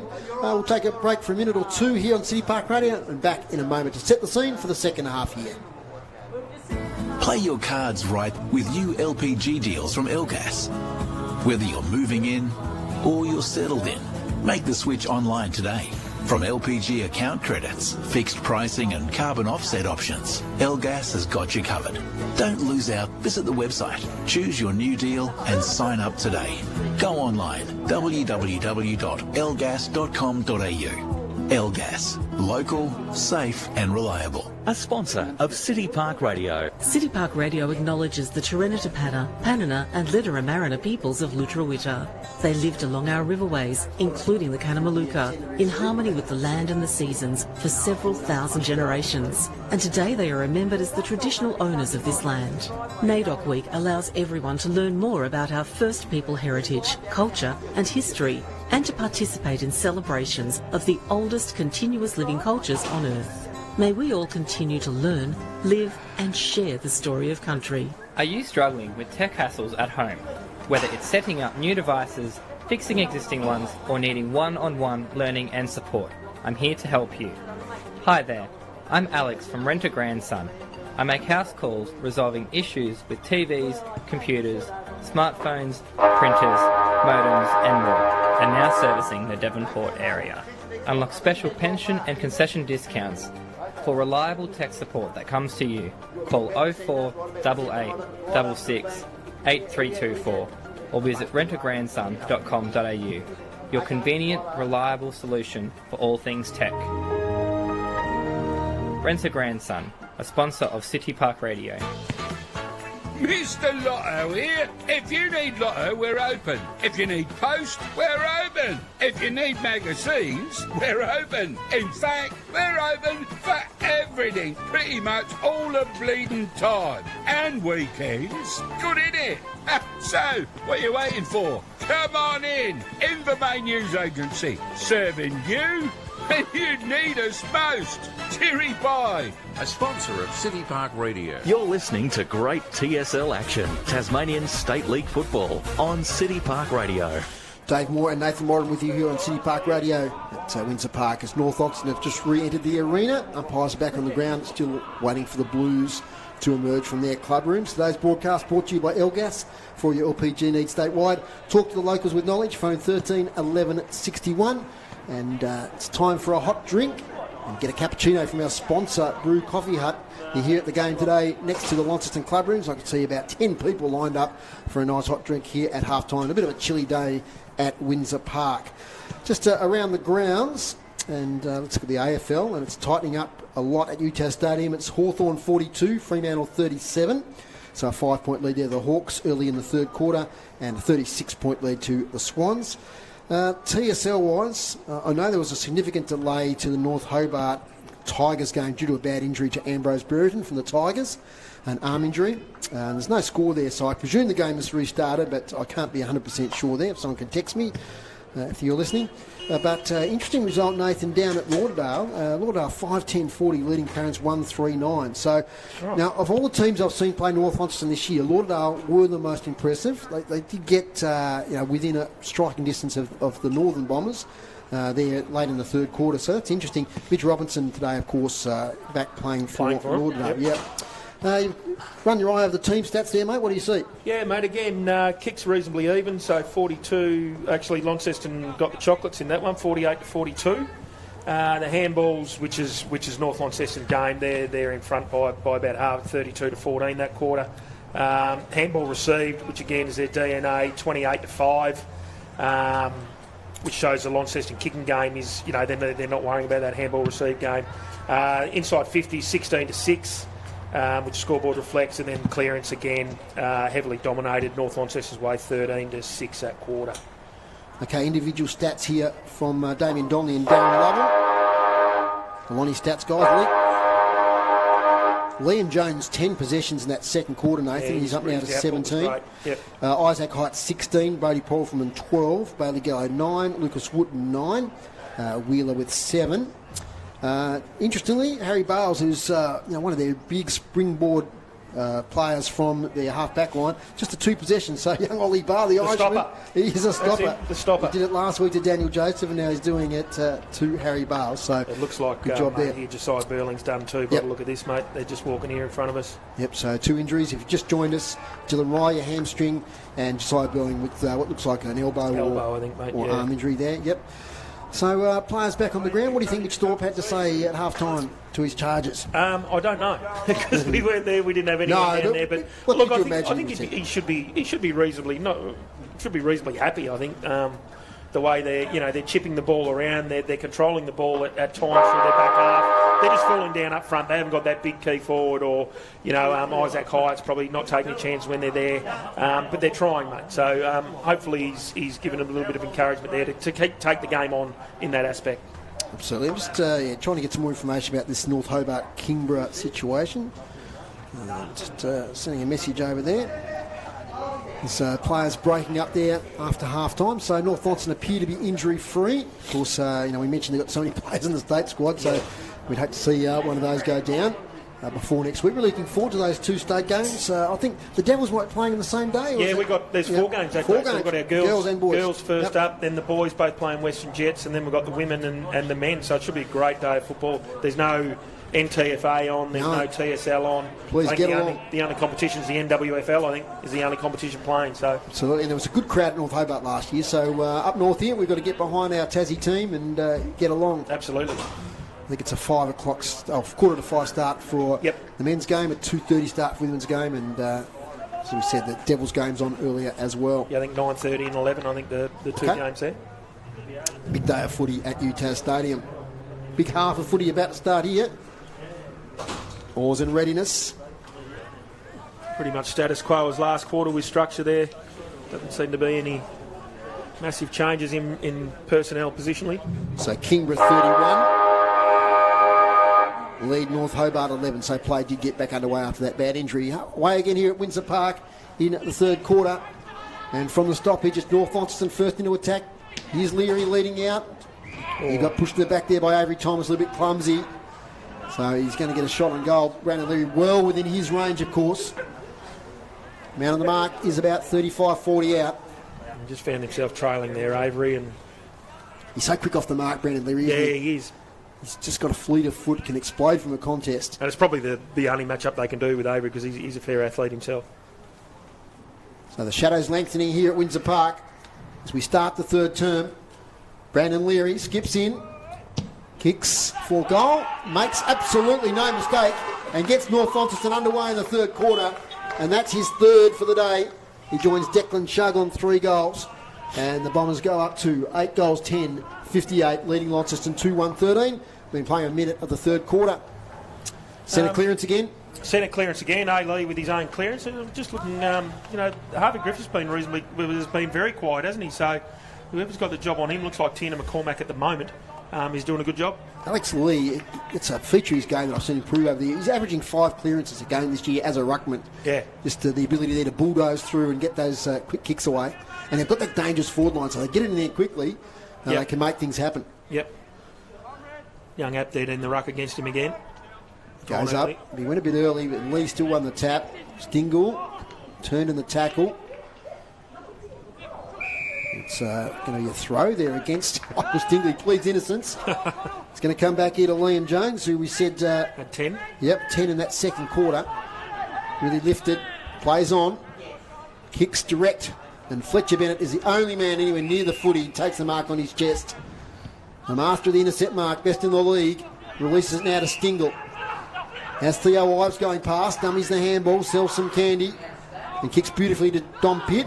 Oh, not paid the mark. He had it knocked out of his hand. I thought he had purchase. Play on, says the umpire. Isaac Hyatt, now to Wooten, who kicks into the pocket, looking for Ben Hyatt. He had the right idea. The execution was poor. Yeah, just come off the side of his boot. So it'll be a relieving free kick to Mitchell. He doesn't waste any time. Goes back to Max Roney. Roney takes a bounce, lopes away. Kicks to the wing here, looking for Nicholas, who has lots of space. He takes a bounce, looks inside, kicks towards half 40, looking for Don Pitch. He's covered some territory. Lays a tackle now, and it's going to be a ball up. They're very fit, North Launceston. Yeah, absolutely. Could be a father-son at both clubs, Max Roney. I think Nick played 80-odd games here, I believe. And Here's Bales now, rare possession, inside 50 to Chug, who takes the mark. And will line up for his fourth. Almost identical position to Brandon Leary, maybe a little bit further out. He's going to play on, though. He has Griffiths in the pocket. He cops one, but he still takes the mark. He said he'd been quiet, Nathan, but he doesn't need many opportunities to turn a game. I think it was the first game here, Good Friday. He had 4 in the first quarter, wasn't it? That's right. So, kick 40 for the year. Leading goal kicker in the TSL, Harvey Griffiths. Slow, deliberate approach. Right in front of the Launceston club rooms. Griffiths kicks to the northern end and is offline on this occasion. 8 goals, 11-59.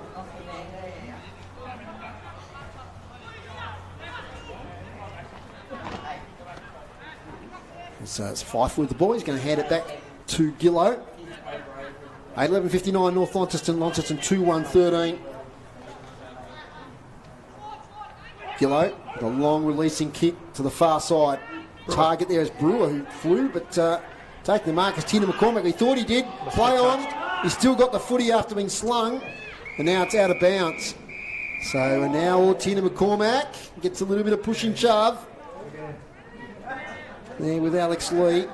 Now a few jumpers are being held. Big Tiernan. And a scrap there with Blade Sulzberger. 2 excellent Pats boys. Lee taps it straight to the lap of Wooten. Releasing handball, well done there to Hyatt on the right foot. Tries to get to his brother Ben, but getting in the way back there is Theo Ives. Ives, beautiful kick, finds Van Dam. Now to Elmar. Oh, his handball's not good, but luck's a fortune to Sulzberger. His handball's not good either. Nicholas has to pick it up, and the pressure against Foley, and we'll have a ball up. So the handball skills of North Launceston are usually pretty good. Yeah, they're a little bit off. But off just a today. bit off there. They're good when they get going, though, mate. Absolutely. Dean takes it out of the ruck. Drags it back in. Now it's released. And another ball up. Margin 46 points. So Just the one goal in this quarter so far in the first 5 minutes. Nice tap out, Dean. Sulzberger might have been held. Now he lays a tackle on Gillow. Ball up. Pressure is the call. Dean to Sulzberger. Gets tackled, holding the ball, says the umpire. Free kick going the way of Sam Foley. Sam Foley kicks wide. Couple of one-on-one contests there. Off the ground, Griffiths. Pick it up is Barron to Isaac Height. Nice handball releases Polfriman. Brewer back to Polfriman. This is good play here from the Blues. Polfriman runs a long way. Gets his kick away just in time. Bennett. There he is again. Fletcher Bennett intercept mark at half back. Goes short back up the wing. There's Theo Ives. Drifted up. Gets it to Van Dam. Centre wing. 45 kicks good to Lee. The ruckman has an outlet here in Ives, who really falls over the big fella. Gets it later Bailey Elmer. Elmer, short kick here to Tapoli Kubank. A bit quieter in the second quarter. Kicks a beauty, is it? Yes, to Douglas. Two Devils teammates combined. Two Northwest Coasters combined. Ulverston, Devonport. Yep, Tapoli Kubank to Douglas. And Lenny Douglas, he's only, what's that, about 25 out, 45 degree angle. I'll back this one in, mate. Yeah, he's a bit closer than the first attempt we saw him miss. Very quiet, Lenny, doesn't say too much. That's his footy do the talking, as they say. Lenny Douglas kicks to the northern end. This time he's off to the left. I'll put the mockers on him. 8-12-60. 20 scoring shots to 3. And they lead by 47 points.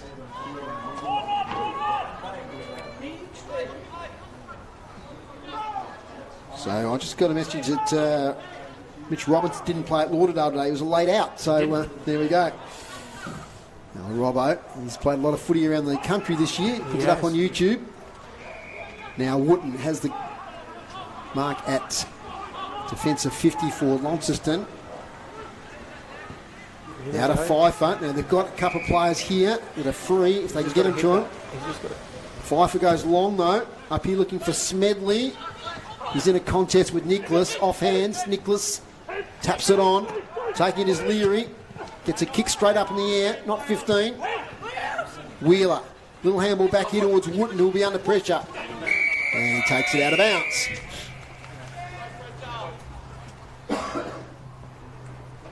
So bounty thrown right in front of us here, Nathan. We had to ill the sounds of the footy here through our effects mic. We do.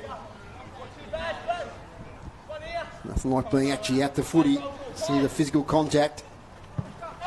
They're taken by Lee. Kicks up in the air. Harvey Griffith's front position will fly. Nice ball from behind by Smedley. Free footy now. A lot of players descend upon it. Sam Foley tries to break free.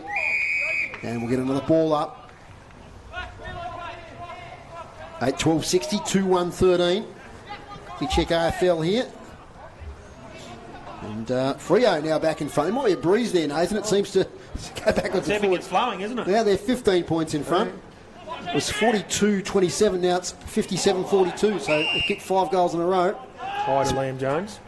Thanks, mate. Off there. And Sydney 84-41 over the Kangaroos. Liam Jones, the free kick, been one of the best for Launceston. Shorts it up here to Presnell. Lucky Presnell. The switch here to Smedley. Takes the mark. They can go again there. He kicks under pressure and he'll cough it up as a result. Straight to Bales. Bales now inside 50, back towards Smedley. But, there's a mark. I think it is to Declan Chugg. Geez, that was a tough mark. He hit the ball at 1,000,000 miles an hour.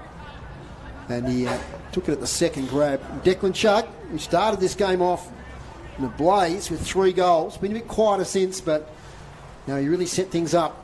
Going for his 4th. Isaac Smedley on the mark, about 35 out, 45 degree angle.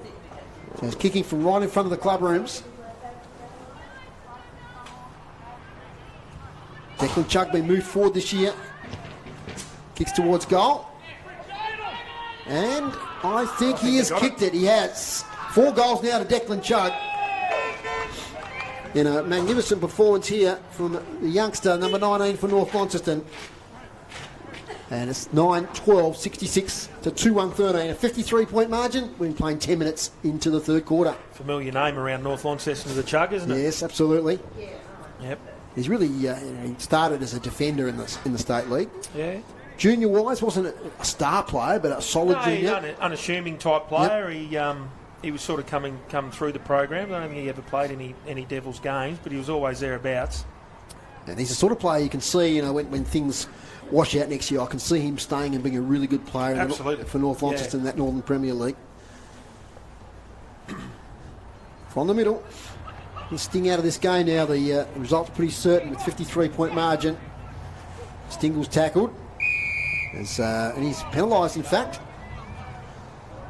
So free kick going to one of the tacklers. There were a few of them on the spot. And looks like Isaac Hyatt just holding his wrist a little bit there. Last thing they need, the Blues, is another injury. And last thing he needs, leading into the state game next week, he's looking to hand it off. He does now to Paul Freeman. Kicks towards half forward. He's definitely holding his hand still. Yep. Oh. Keep an eye on that one, Nathan. Kick inside 50 here for the Blues. Chance. Nicholas in the way, though. Yeah, he's heading off, mate. Let's hope he's okay. Absolutely. Now to Fletcher Bennett. Bennett over the top to Ives, who's going to be met. He does get the handball away just in time, but it's a turnover. Wheeler, though, he's met heavily in a tackle. So there's one change. Wheeler's gone forward now. There's a bit of a change up, so he's predominantly down back and was going okay too. So just got the glasses on Isaac Hyatt there, and it's sort of a wrist lower arm injury. Oh, they're down to one on the bench. No. Three of their best players too. Is Faulkner now, kicks inside 50, fades away a little bit. Chance here on the boundary line, little kick, goes out of bounds. So deep in the attack for Launceston. Their first real chance to score in this quarter. We're at the 12.5 minute mark.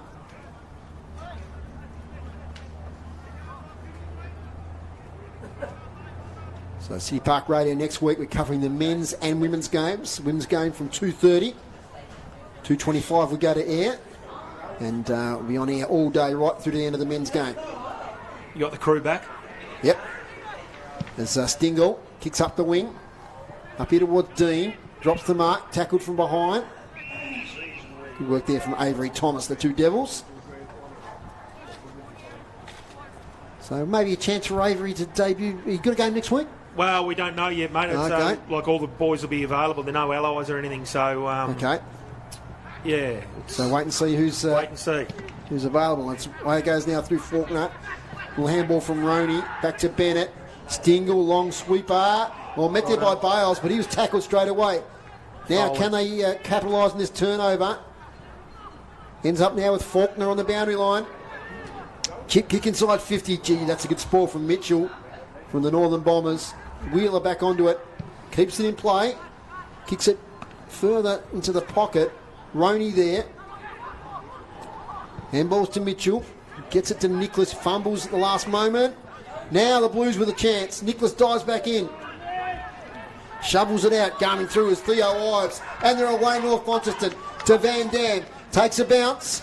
Takes a second. Thinks about a third. Now he handballs it sideways. Gets it to Ives. Ives over the top. Chance here, Dom Pitt.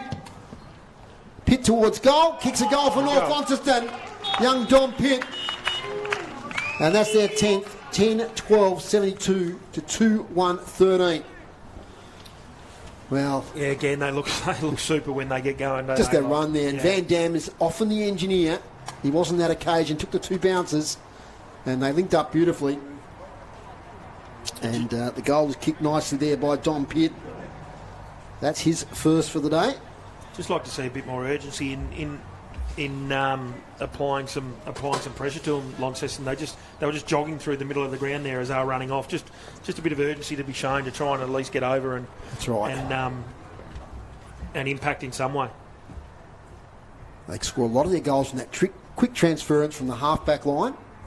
Yep. And then in one-on-one contests, and they've got the strength up there to capitalise. Lee with the tap out, sharked by Jones. Jones kicks towards half forward. High ball. Bennett again. That's at least 3 intercept mark he's taken this quarter. Goes sideways to Roney.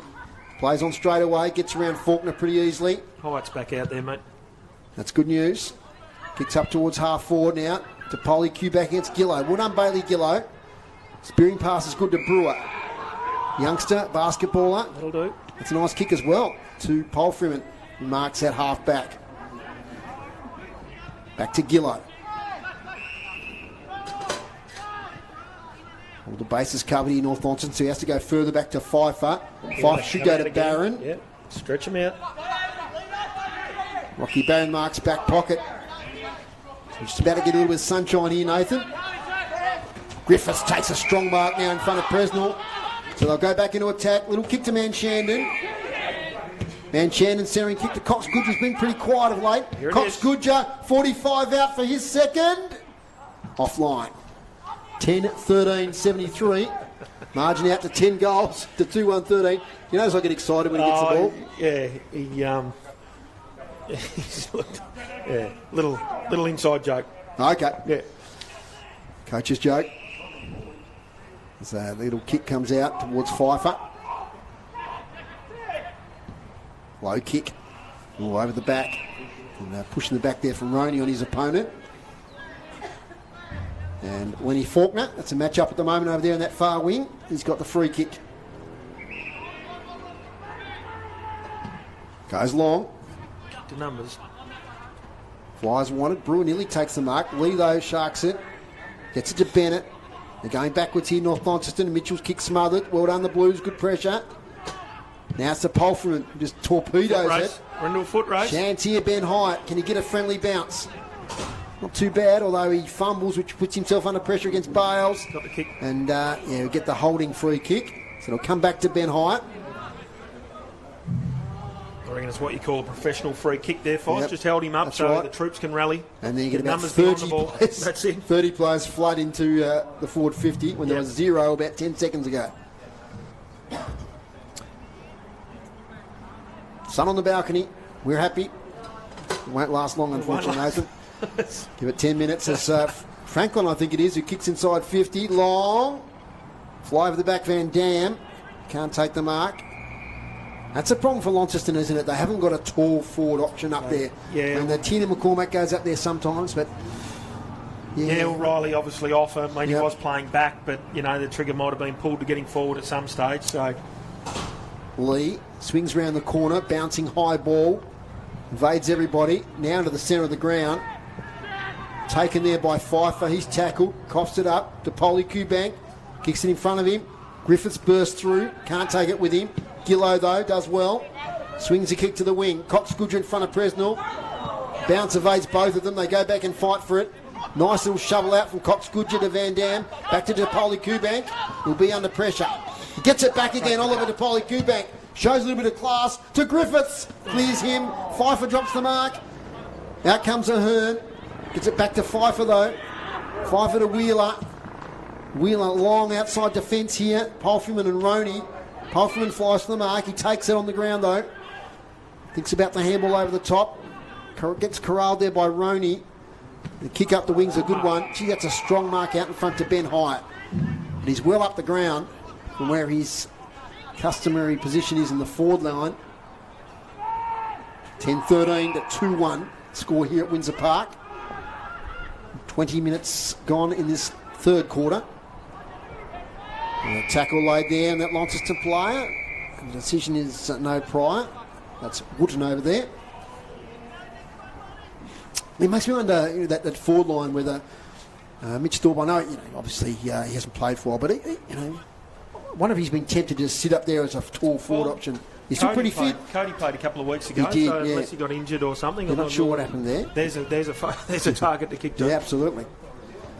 There's a tap over the top to Beauty to Cox Goodger. Handball now from Stingle.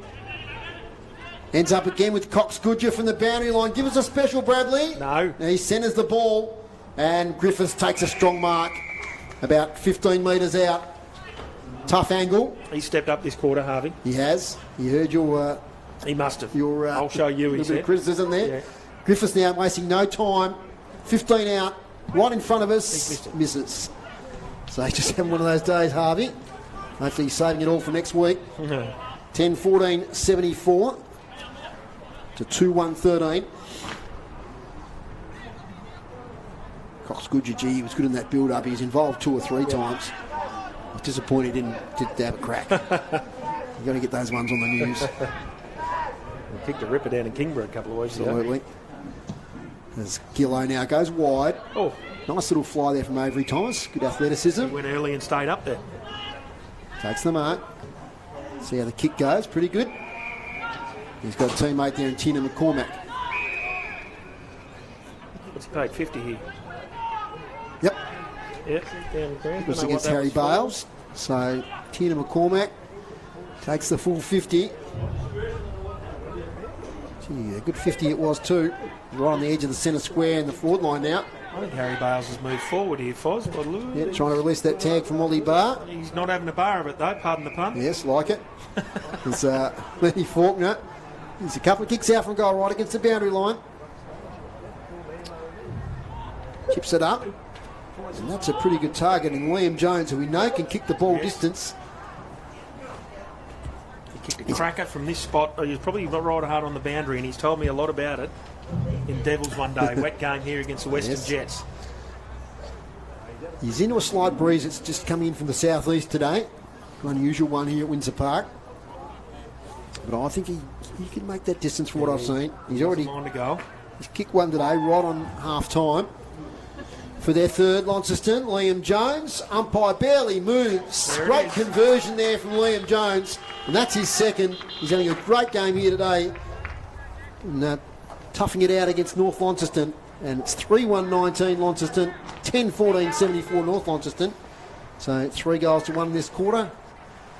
Yeah, nice build-up. Nice build-up. Yep. So the 50-metre penalty obviously helped.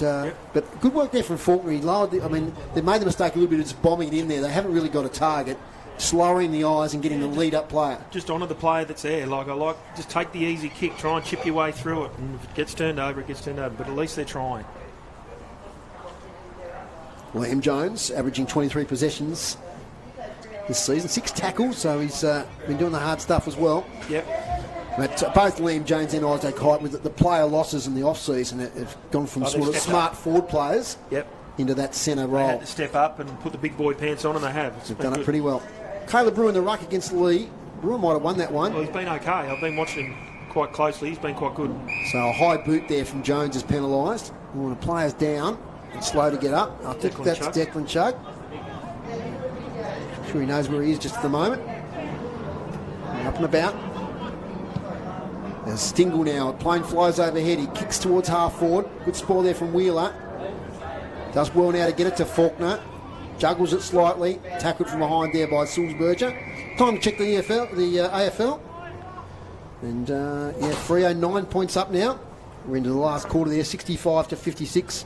And a big lead there to Sydney over North Melbourne. Lonnie could do with Colby McKercher's speed. Did you see that last week, Foz? That run was electric. It was exciting, wasn't it? Get to the TSL scores when the next stoppage happens, which is now. At North Hobart, 6-2-38 the Tigers, 1-5-11 to North Hobart. And down at Lauderdale, still that same score we had before, 5-10-40 to 1-3-9. Interesting inclusion for North Hobart, we'll get to in a moment. Nathan, I'll get to it now. Yes, you saw that Nathaniel Sulzberger? Yeah. That's not a permanent move, or just... No, be on school holidays. So with Allies done, he played all the Allies games. So, great little inclusion. Oh, not a little, he's quite a big boy, but... good for them. So the tap out from Lee, meant for Van Dam, he fumbled. Now Jones, backwards to Polfreman. Polfreman to the wing.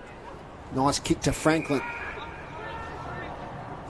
So Franklin, he's had a few senior games this year. Every time I've seen him in the D-League, he impresses me. Yeah, classy little player. He's got some tricks. Kicks it nicely on this occasion. Finds Jones again. Gee, I can't wait to see what Jones' possession... be up around the 10 mark again, mate. I reckon he's more. Short to Faulkner. So having plenty of the ball, the Lonnie boys. Back to Jones. Kicks into the forward line. That's Apted Nunn. Couldn't quite take it. Presnell now to Wooten on the boundary line. Wooten for goal. Good goal. I'll tell you what, that is a classy finish from the youngster. Well done. The Tassie Devil, Lucas Wooten. He kicks his second. And that's their second for the quarter. Launceston 4-1-25 to 10-14-74. 2 in a row to the Blues. Yeah, Liam. Oh, and it's on, Foz. Oh, bit of push and shove, thank you. I'd taken my eyes off it. It is a rolling maul at the moment for our radio listeners. Players are just grabbing each other's Guernseys. This is Lonnie and North. We had to see this in the last TSL game between the two. It was inevitable that happened eventually. Yeah, they start to separate after the goal. Not sure how it started. See how it started? I'm not sure. No, I saw. I think it was Ben High get thrown out the back, get spat out the back. It's good old-fashioned all in, but unlike the old days, we didn't see punches thrown. Thankfully, it's just all grabbing of jumpers and aggro. But Liam Jones really instrumental in that goal there. Absolutely. Now, is he in the state squad at the moment? Yeah, he's still in there. He was put in it late. Him and Ben Hyatt went in late. Obviously, he didn't get a game, but doing his chances no harm here today. Absolutely.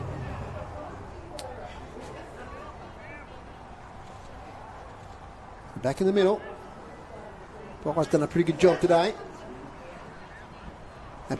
Jumps early again. It does come out here towards Polfram and he gets a little block which gives him some space.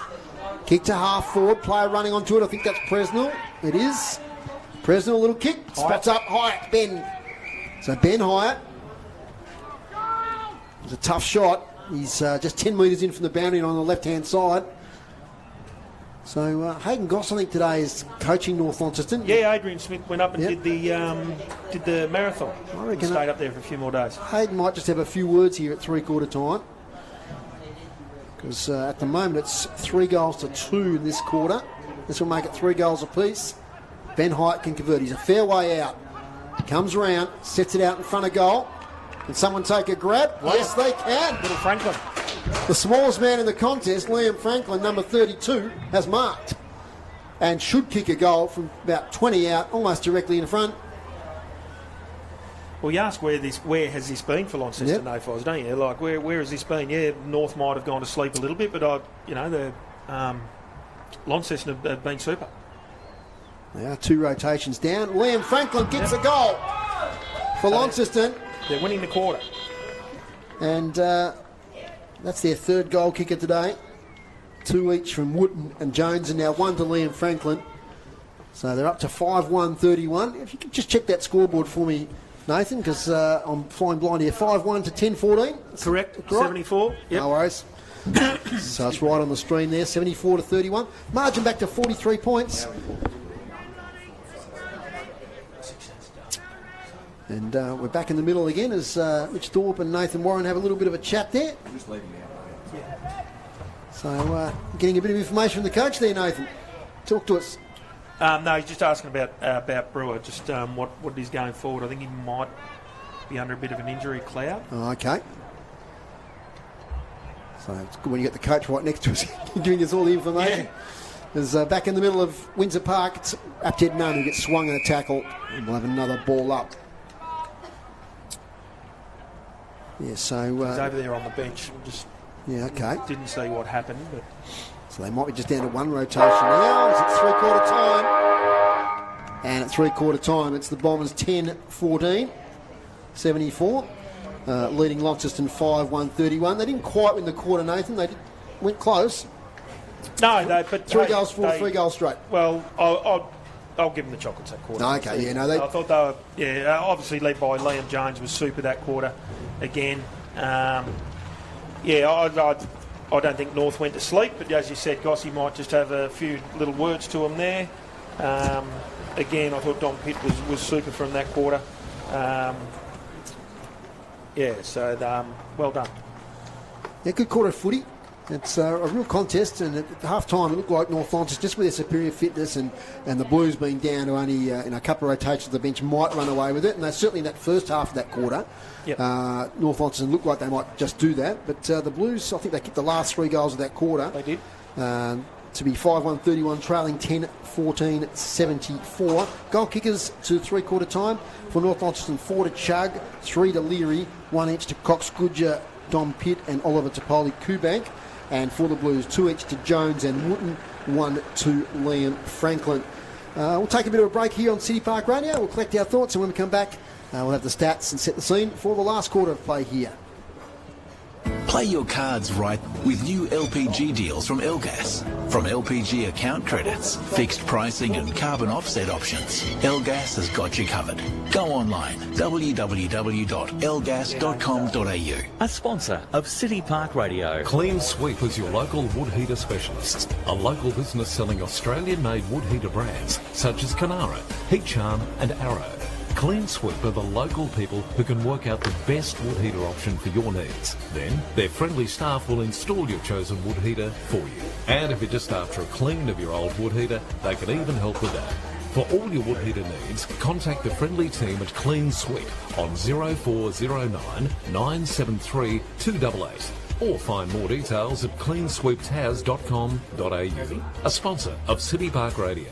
As a proud sponsor of City Park Radio, Tamar Dental Lounge, just up from City Park, are delighted to offer all listeners of our community radio station a 10% discount on all denture treatments and a free consultation for all new families who visit our practice. We are a community-focused practice with a wide range of dental solutions that are tailored for your specific needs. Ask us today about our snoring and sleep-related dentistry. Yes, we have a solution for snoring. The thought of a peaceful sleep again. So call in and see us or visit our website at tamardentallounge.com.au. Tamar Dental Lounge, a proud sponsor of City Park Radio. This sports broadcast is brought to you by Elgas. For all your LPG needs, talk to the locals with knowledge. Elgas, call 13 11 61. A sponsor of City Park Radio. A lot to get through here at three-quarter time at Windsor Park. First of all, must mention the score here. It's North Launceston 10-14-74, leading Launceston 5-1-31. Today's broadcast brought to you by Elgas for your LPG needs statewide. Talk to the locals with knowledge. Phone 13 11 61. Time for a break and a hot drink. Get a cappuccino from our sponsor, Brew Coffee Hut. They're at the game here today next to the Launceston Football Club at Change Rooms. They're still serving, still open over there. So if you're at the ground or if you're at some other community event, I know they do lots of community events around northern Tasmania, please support our sponsor, Brew Coffee Hut. Just around the grounds, just got the stats here arriving from the Launceston statisticians. Thanks, boys. But first of all, it's pretty tight at UTAS Stadium. Fremantle 66, Hawthorn 62, and Sydney 110 lead North Melbourne 47. Around the grounds in the TSL, North Hobart, they're a fair way behind us due to that bad injury, so I think they're might even be at half time at the moment. It's the Tigers 6-2-38, leading North Hobart 1-5-11. And the upset brewing there at Lauderdale, it's Lauderdale 7-13-55, Clarence 2-5-17, and got some information before that Mitch Robinson was actually a late withdrawal from that game. Team stats, you've got them there in front of you, Nathan Warren. What are they telling you? Yeah, well, they tell me that... thanks for turning my mic on again, mate. They tell me that Launceston actually did win that quarter, Foz. So they're actually up by 11 in the kick count. Right. They're up by 2 in the handball count. Down by 3 in the marks. Up by 1 in the handball receive. So North Launceston actually did go to sleep in that quarter. In that it was 17-18. Even in the inside 50s was 11 all, and they actually won in clearance 9-6. So great quarter by Launceston. Liam Jones 26 possessions, 9 in that third quarter. Bodie Poff from 21, also 9 in the third quarter. Isaac Height with 20, a bit quieter in that quarter. Got what we thought was a bit of a wrist injury there. I think he's back out on the ground. He is. Yeah, he went back out. Lucas Wooten with 14, Bailey Gillow with 17.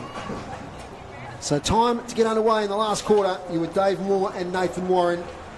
And I don't think Launceston can bridge the gap, 43 points, but they certainly have made a game of it here at Windsor Park. We're happy about that. We'd like to see a contest. Let's see what's going to unfold. Quarter number 4. As we said, the Blues are down at least 2 rotations. Injuries there to Burling and Riley. Lee wins a tap, gets it to Stingle. Takes it immediately, hands it to Salisbury, who darts away from the centre circles. Kicks inside 50, leading out there was Griffiths, couldn't quite take it. He's back on it again, as is Chug. Leary escapes, dodges around, kicks, centering ball, leading nice out, ball. taking a mark. Oh, he didn't take the mark there with Douglas. Gee, he was presented beautifully, but just couldn't quite grab it. And now it's a contested footy at half forward. It'll be a ball up. One he might have swallowed there, Nathan. Well, it was a great kick, just weighted it beautifully out in front of him, and Lenny Douglas would like that again, I would think. Got a little bit disappointed there, the youngster. He's got it this time. Can't quite take possession. Jones. Handballs to Wheeler. Now out towards Profilman. Links up with Faulkner, who takes a bounce. Kicks towards half forward to Franklin, who kicked a goal in that third quarter. Liam Franklin twirls the ball in his hands. Kicks inside 50. Over the back. Big fly from Presnell. He might get it again. Spongy turf. He's got it. He got it. He smothered the handball there from Bennett. Stays in play, but now it's out of bounds on the full. There's a Launceston player there. I think it was Barr, was it? Kicked it out of bounds on the full, the Irishman. So, or was it out of bounds before he kicked it? I think they decided. No, I think it's going to come back. Yeah, I think it's out of bounds before he kicked it. So Shadow's starting to take over the ground here. A lovely day for footy. Jackie Avent, veteran. Ian Cox-Goodger been there over that great successful era of North Launceston. Bennett now, wide to Cox-Goodger, right on cue. Measures the kick nicely there to Van Dam. His kick semi-smothered, but it falls in the lap of Nicholas. He gets handball further forward now to Stingle.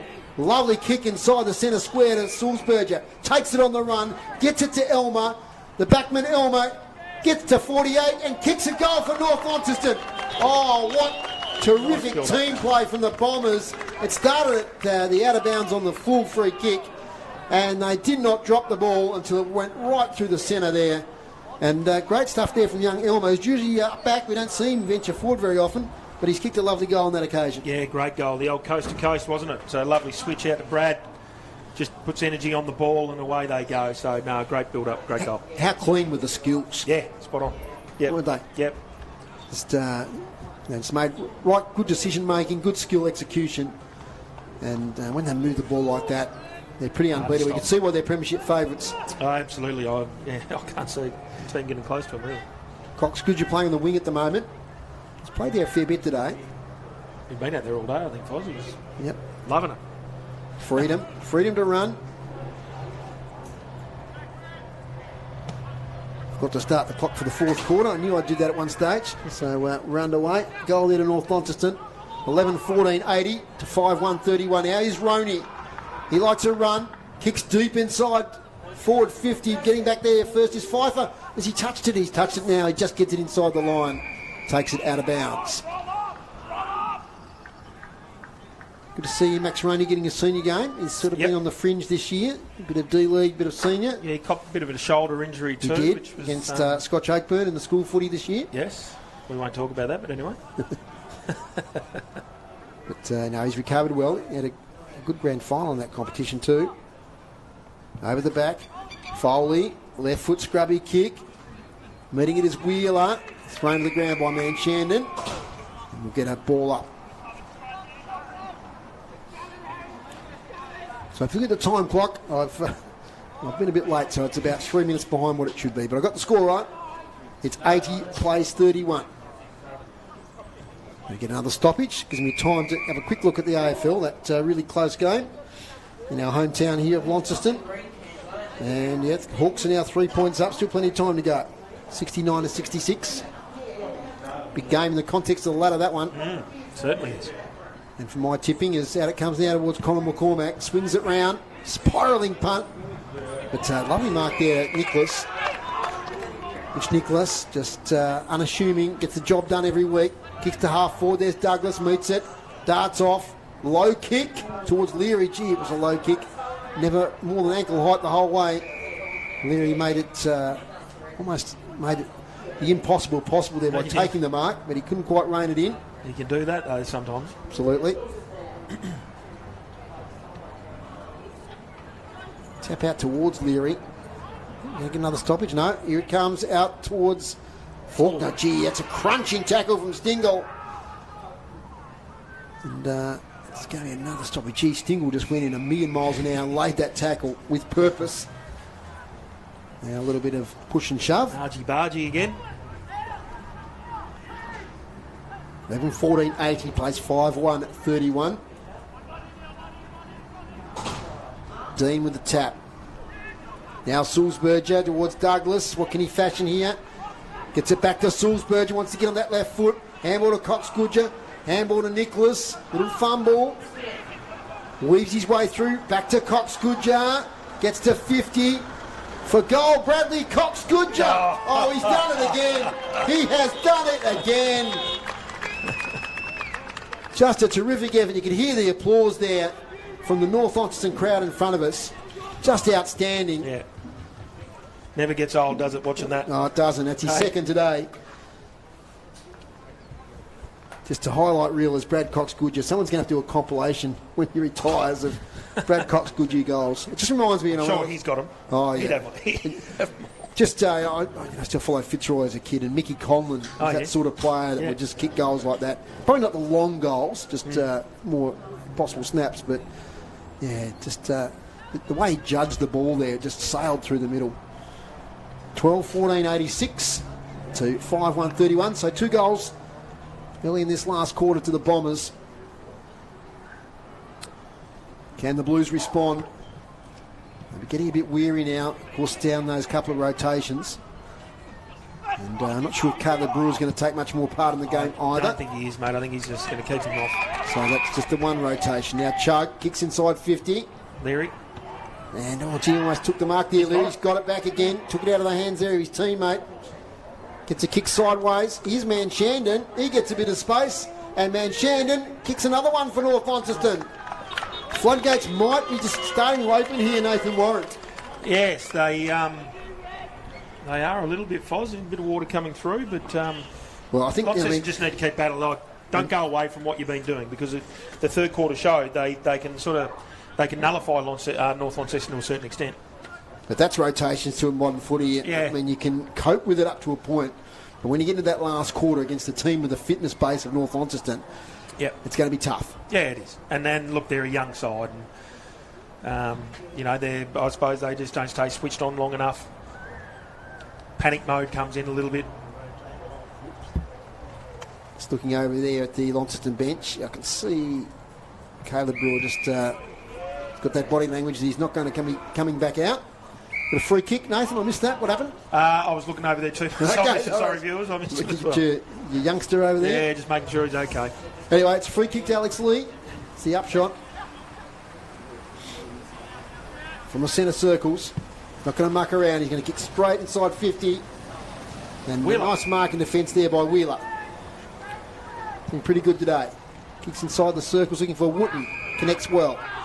Lucas Wooten kicked a couple of goals today, including a beauty in the third quarter. Goes wide over here. Looking for Faulkner up against Manshandon. And sails over both of them out of play.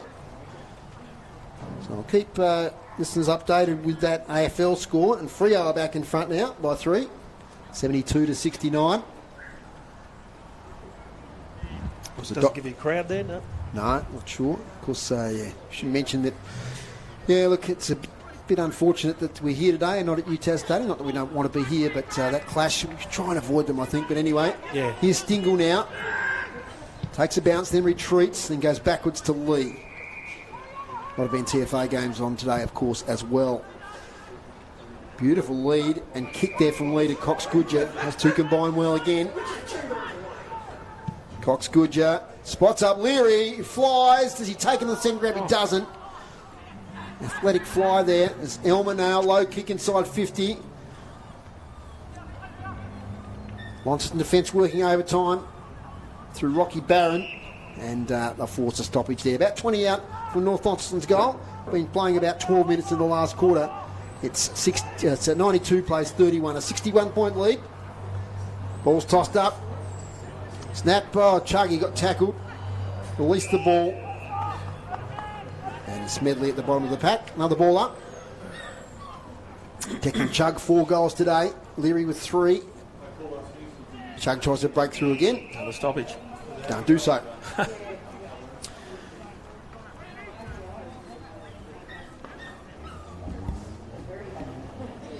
Umpires clear the area.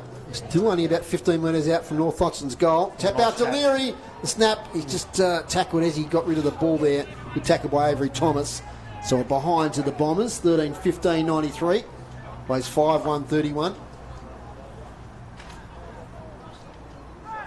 Bailey Gillow with the ball. Of course, Josiah Burling usually does the kick-out duties. Went off with a elbow injury. Dylan Riley off with a hamstring. Caleb Brewer also a bit sore. Short kick comes out in the Jones direction. Clears the contest. Now to Hyatt. Looking for options. Long handball to Polferman, who's been pretty good in his return to the team today. Short it to Conor McCormack. Sideways kick looking for Presnell. Couldn't take the mark. Don't argue there from Polferman. Hold the ball. And it's holding the ball. He was stripped of it. Jack's the call as Jack Avent has it in hand. Players darting left, right and centre, but he goes long. Up there looking for Leary. Front position was Chugg, couldn't take the mark. Griffiths is tackled. Chugg trying to break through. We'll get another ball up. Another stoppage. Just a flag a game that we're doing on August the 3rd. Nathan, we're going to go to Hobart and cover the North Launceston versus North Hobart game. Okay. Last time those two teams are going to meet at TSL level. Yep.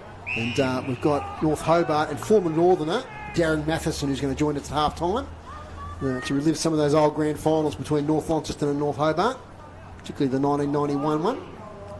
So look forward to that on August the 3rd. We've got a road trip for City Park Radio. Out comes the footy. Bales, quiet today. Barr is on his hammer. His tackles in from behind. We don't have to look at that. So, 5 possessions to 3/4 time to Harry Bales. Yeah.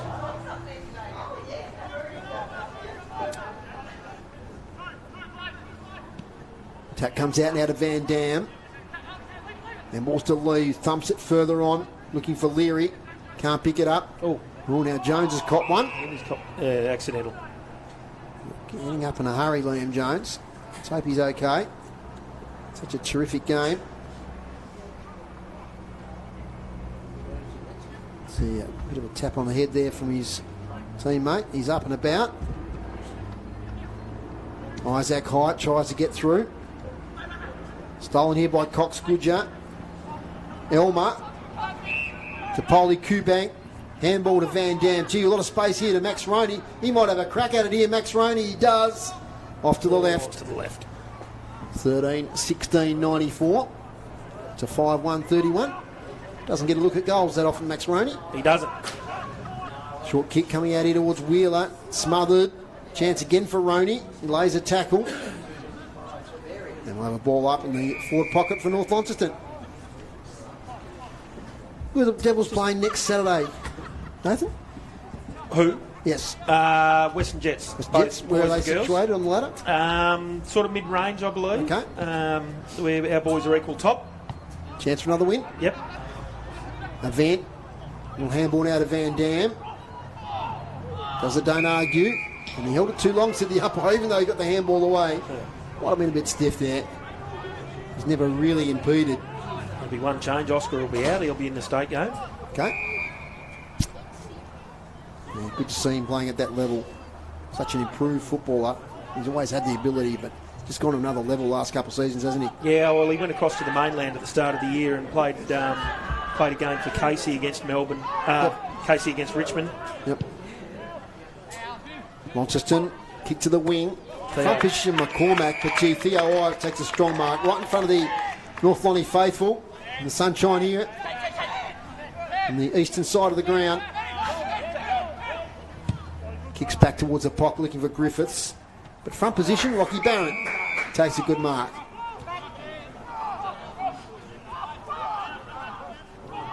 Shields his eyes from the sun, then goes short to Jones. He's recovered from that knock a moment ago.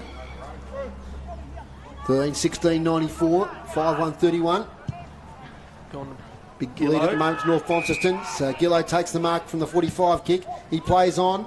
Up here looking for Franklin, although doing well there was Faulkner. Now to Franklin, back to Faulkner. Lenny Faulkner, the speedster. He gets to 45 out, kicks towards goal, and put himself under a little bit of pressure, which forced the kick to the left. So it's out of bounds on the full. So, quick kick comes into Nicholas. Heavily disguised as Theo Ives. Tom Pitt. Oh, third time lucky. John Pitt takes the mark. Now to Van Dam. Hawks back in front. 6 minutes to go by 2 points. Now with Mitchell, Lockie Mitchell. Squares it now, that's Ives. Takes off, gets tackled, gets it away to Van Dam. They've always got a supporting player, the Bombers. Jack Avent. Short kick. Gets it to Bennett. Bennett on the 45. Lovely kick to Sulzberger. Played his usual serviceable game today as played Sulzberger. Yes. Avent over the top to Elmer. Gee, Elmer puts Polly Kubak in all sorts of trouble, but he gets a high tackle from Pfeiffer. And no, the umpire changed his mind there. I think he did. He did. I haven't seen that before. First time in history. Well, I often say umpires never change their mind. First for everything, Boz. Oh, there you go. I'm sure he did think it was a high tackle, didn't he? I believe high tackle are in the back, one of the two. Anyway, play goes on. Taken by Isaac Hyatt. He goes wide. Faulkner, who's been pretty busy today, done okay. It's Nicholas in a tackle. Fix his handball. And we get a stoppage on the far side. 63 points the margin. So a big day for North Launceston. They had a massive win in the D League earlier by 133 points. So just keeping an eye. Yep, Hawks still holding on there by 2 points. Massive lead now to Sydney. Nathan, 90 points. No. Big response from last week for the Swans. In the middle of Windsor Park. What's a throw there from Griffiths? Not sure what he was trying to do there. In fact, it was Bales, I beg your pardon. Stingle now, held by an arm. Yeah, and holding the ball. Okay, so they called it early. So Stingle penalised. Polfman with a free kick. He'd actually got free of the tackle and was darting off. Swung him just that little bit. Jones measure the handball to Paul Freeman. Nice kick up here towards Franklin. Ball slaps him on the chest. Lead up player, Presnell. Nearly took the mark. Ball from Lee. Bales gets it to Avent. Mitchell. Now to Roney. Max Roney this way, that away. Gets some space. Nice kick, Roney to Sulzberger. But gee, that was a good spoil there from Bailey Gillow. He collects the footy. Kick's not a good one. Taken by Cox Goodger. He's got Dean all by himself at half forward, the big fella. Handball's now to Griffiths. Goalless today. And still goalless as he's off to the right, out of bounds on the full. He slipped it as he kicked at that time. Turf is a little bit slippery today. So, relieving free kick. Long kick to the far side there by Barron. Finds Pfeiffer. Shorts it to Wheeler, not 15. Play on. Have to release the ball as Wheeler. Now Pfeiffer under pressure from Pitt. Ball out of bounds. So we're playing out time now. It's 17.5 minutes gone in the last quarter. So 3-0 in this final stanza to the Bombers. And they're out by 63 points. Still not a bad result for the Blues, I reckon. Yeah, no, they've held in there okay, mate. They had that great quarter in the third. And just in the context of losing Burling and Riley so early in the game. Wooten releases the handball. Stingle. Good tackle, Faulkner. It's got a bit scrappy. Players tired. Another stoppage.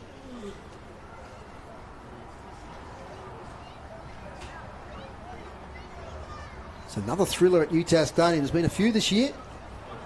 Giants and the Saints games, I think both within a goal. This one's going down to the wire. A free kick for sling tackle, I'd say, going the Blues' way. And Bailey Gillow with the footy. Taking his time, has to play on. Gets around Cox Goodger pretty easily. Shorts it up, play on's the call. Kick comes into the centre. Presnell takes a nice mark. Build-up's okay. He can go again. Now to Wheeler. Switches it to Barron. Rocky Barron with the ball. Inside. It's a little space. He does dart inside. Goes longer here. Looking for Isaac Hyatt. Over the back is Ben Hyatt. Now Isaac Hyatt. Looking for the handball release. Can't find anyone. Gets tackled. Held onto it a long time. Good tackling. Good persistence there from Harry Elmer. I think I called him Bailey Elmer earlier, but it's Harry Elmer. Barron wasted a little opportunity there. He had a lovely little hit up on the inside, but he just burnt it. Roney now. Gets the handball. Intercepting mark though by Connell McCormack. Connell's the call. Funny old kick might turn out all right towards Presnell. Taken by Jones. Gets it to Franklin. Handballs to space. Taken by Roney. Ball's the call from the balcony. The balcony don't like it. No, they don't. And Coxgood just got it with 2 bounces. Long handball to DePoli Kubank. He's got support from Griffiths if he wants him. He goes there now. Griffiths gets to 50. Shorts it up. Man Shandon will take the mark. And he's about 30 out. 45-degree angle. Young Willman Shandon, who copped a facial injury earlier in the year. Yeah, nose. Yes. Yeah. So he's worked his way back into the team. Yeah, it was unfortunate. I spoke about the build-up here they had here. Rocky Barron just had to lower his eyes onto the lead, into the centre of the ground, and they're probably having a shot on goal, but chose to just bomb it away. Hawks might be home, Nathan. 14 points now. They've kicked 2 quick ones. The UTAS stadium record continues. Here's Man Shandon now. Judges it nicely. Man Shandon kicks a goal for North Launceston. That's their 4th in the last quarter. They've brought up the ton. 14-16-100 to 5-1-31. And in fact, that's his second today. Second? Yep. For Willman Shandon, beg your pardon. He's been a handy player. He has, yep. He's another St. Pat's boy. Yeah, another St. Pat's boy. Remember as a junior, he still is very quick, but just had that little pace. Yeah, he got that nice little step on him. He's got a very low centre of gravity for the little fellas. Quite a smart footballer too. Yeah. So 21 minutes gone. Probably got another 5 or 6 minutes of play here left. Take the winter's sun while it's there. Absolutely. So just looking at some other scores here. Yes, Tigers 48, North Hobart 12. Down at North Hobart Oval. And Lauderdale 55, Clarence 17. Yeah, it's a big win for Lauderdale. It is. Changes things up a bit. Well, the last TSL final, it could be another North Launceston Lauderdale final. If we had 3, I think they're one stage in a row. We did, yeah. Big contests between the 2 great teams. Taken by Lee. That could do a standstill. So I just got on top in this last quarter of the Bombers. 4 goals, 2 to no score yet for Launceston in this last quarter. They've only kicked 1 goal to the northern end all day. Nice tackle on Pitt there from Isaac Hyatt. Bales now with a handball. Salisbury dispossessed. Isaac Hyatt by hand to Polferman. Now to Connor McCormack, back to Polferman. Long looping handball to Ben Hyatt. He takes possession, tries to get round Nicholas. Now Polferman just slams on the boot. You heard that on the effects, Mike. Oh, big fly there from Bennett. Oh, that's Bennett. Yep. He's mentioned that stat earlier in the game. They're averaging those 7 marks a game. He's probably done that again today. There's Elmer. Out now to Harry Elmer.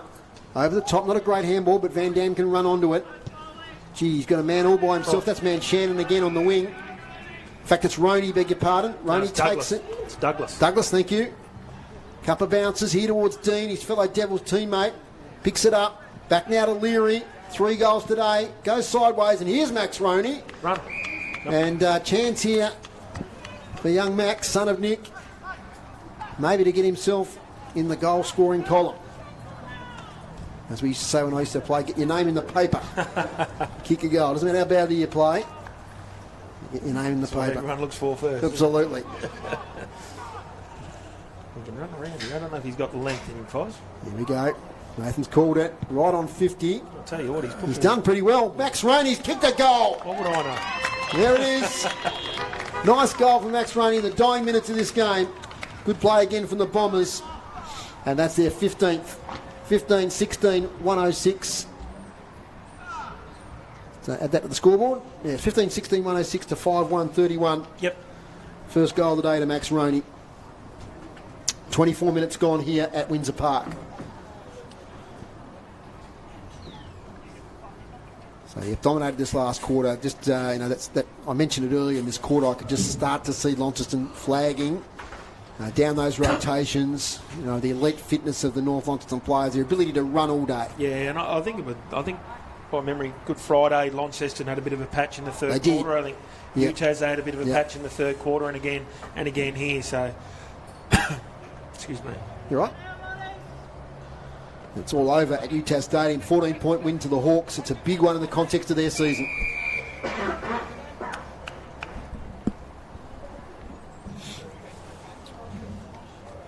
And also not great for Freo as they try and get that top 4 spot. Yep. Knockout here towards Tapoli, Kubank, smart handball to Pitt. Now back to Roney again. And a good last quarter. Left foot kick, clears everybody. Manchandon, kick off the ground. Will Manchandon near side. One behind, 15-17, 107. Plays 5-1-31. Just ticking over 28 minutes, or 26 and a half minutes, sorry, in this last quarter. Not long to go. No. Another convincing win to North Launceston coming up. Undefeated this season. Well, there it is. Oh, gee, and a couple of North players just collide there, which is what they didn't want at the end of the game. I think they're going to be okay. Shoulder too. Oscar Van Dam slow to get up. Don't want that. It's the end of the game here at UTAS Stadium. Final score 15-17. 107 North Launceston. They've defeated Launceston 5-1-31. Just looking at young Van Dam there. I think he's okay, which is good news. So yeah, end of the game here at Windsor Park. And it was a 5-0 last quarter. 5-3 for North Launceston. And they end up pretty convincing winners in the end. Nathan won by 76 points. Yeah, they did. They were dominant. That, like I just mentioned a bit earlier, they're quiet third quarter, but again got to work and dominated that last quarter, mate. To put the game to bed. Better players that quarter again. Lee, I thought he's battled hard all day. Oscar Van Dam was a bit quiet through the third, but picked it up in that quarter. And again, Dom Pitt getting his hands on it. Max Roney stepped up that quarter too for him. Now, while I do the goal kickers and look at some other scores, Nathan, I haven't told you this yet. You've got to do a 3-2-1 for the game. I was prepared, mate. You were prepared? I've come prepared. You read the plan. I've been doing them each quarter, as you can see here on my little sheet, mate. So I'll just... you're a veteran. I'll just add them up and I'll see where I get to. Okay, so let's look at the goal kickers. I hope I get them up to date. I'm pretty sure I did. Declan Chugg, 4 for North Launceston. Brandon Leary, 3. 2 each to Brad Cox Goodger, Will Manchandon. 1 each to Dom Pitt, Max Roney, Harry Ormer and Oliver Tapoli Kubank. And for the Blues, 2 each to Liam Jones and Lucas Wooden, and 1 to Liam Franklin. So final score 15-17, 107 to 5-1-31. Players shake hands. Just to mention again those injuries for Launceston, pretty much both in the first quarter, although Burling did try and come back on. Josiah Burling, an elbow injury, which put him out for the game, and Dylan Riley did a hamstring up probably in the first 10 minutes of play. So they were down a couple of rotations, and Caleb Brewer, a bit sore in that last quarter. He didn't play at all in the final stanza of play. So they were down a few rotations there. The Blues, looking at those AFL scores again, and I think they're both full time now. So looking at Hawthorn 87, defeated Fremantle 74, and Sydney 138. A little fight back there late by North Melbourne. They were on 59, so that was a 79-point win there to Sydney. Around the grounds in the TSL, not sure how up to date these scores are, but we'll give them a go anyway. It's going to be a win there, I think, to Kingborough over North Hobart. Last score I had there was 7-6 to 1-6. That game's a little bit behind due to a bad injury sustained to a Tigers player, Ambrose Brereton, in the first quarter. And at Lauderdale, three-quarter time there, it was 7-13-55 Lauderdale, 2-5-17 to Clarence. Brings you up to date there, and that's given you enough time, Nathan, before we sign off, for you to do your 3-2-1. Who you got? Yes, mate. I'll give some honourable mentions first, mate. I thought, in a quite a convincing loss. I thought Liam Jones probably had a quiet first quarter, but his last 3 was super for Launceston. I couldn't fit this guy into the votes, but I thought Van Dam probably was a little bit quiet in the third, which kept him out of it. I thought Oscar played a great game. So 3 votes. I'll work 3 votes. I'll go to Michael Stingle. I thought for 4 quarters he just battled through the midfield tirelessly. Alex Lee, just full dominant. The big fella, no one could sort of take him out of the game. Had some own clearances himself. And Dom Pitt, I thought was super. Hit the scoreboard, just tough. Probably edged Oscar Van Dam out for that 1 vote. Thanks to the boys for the stats. We've got those just before we sign off. And you can have a look at those team ones quickly there. Nathan, while I give some individuals. Liam Jones, 32 possessions today. included 9 marks, 22 kicks and 10 handballs. So a massive game there for Liam Jones. Brady Polfin, a great return after his suspension, 28 possessions. Isaac Hyatt, quite a second half, copped a knock in the third quarter, but he ended up with 26 possessions, 13 kicks, 13 handballs. Bailey Gillow with 23. Lucas Wooden, I think he had a good game over the course of the day with 19 possessions. Wheeler with 14 and Faulkner 13. 11 possessions in the second half for Lenny Faulkner, so I thought he finished the game really well there, the Launceston youngster. What can you see from the team stats, mate? Yeah, again, the kick count was pretty even. North got it back on their terms in that quarter, dominant by about 15, 175 to 173 was the total. 119 handballs to 82 for the game for North Launceston. Launceston actually won the mark count, so probably more that uncontested game that they played, 84 to 77. Massive dominations, I said it with A-Lee, were just dominant, 74 to 19 hit-outs. And in the clearance was about 20 odd points, 20 odd clearances in favour of North Launceston, so just dominant there.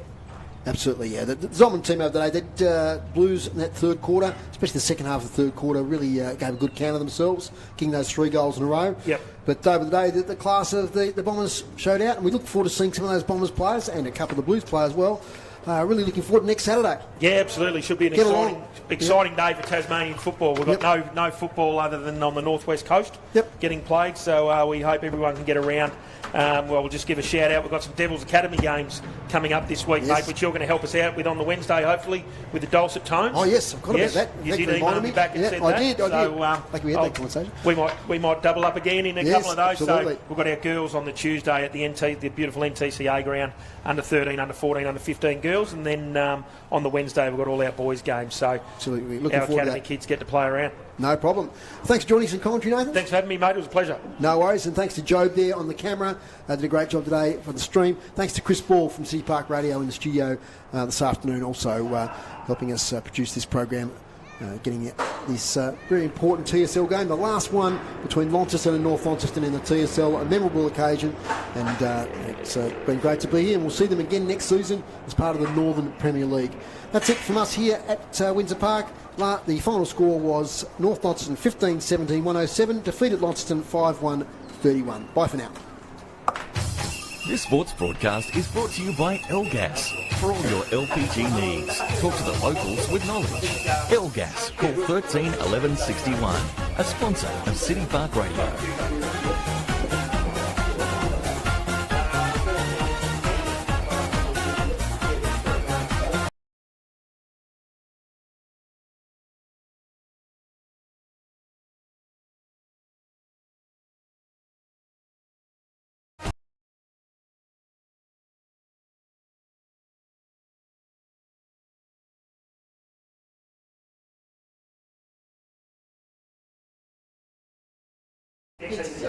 Yeah, we'll be down there. Okay.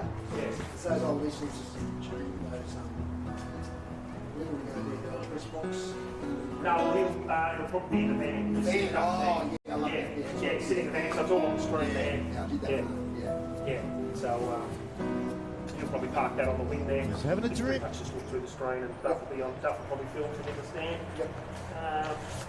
Mark umpires up and stuff. So I did that. SARS. Yeah, perfect. Yeah, excellent. That'd be good.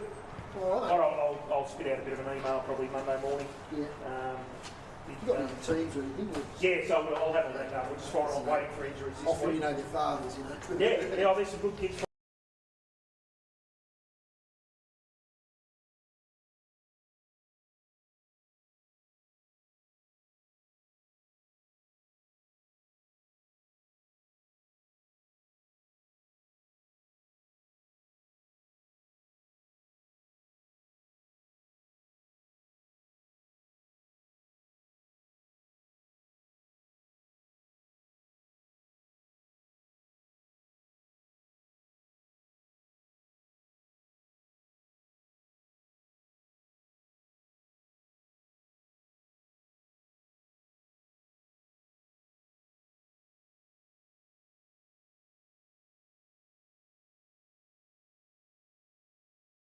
Like Jake Beams is floating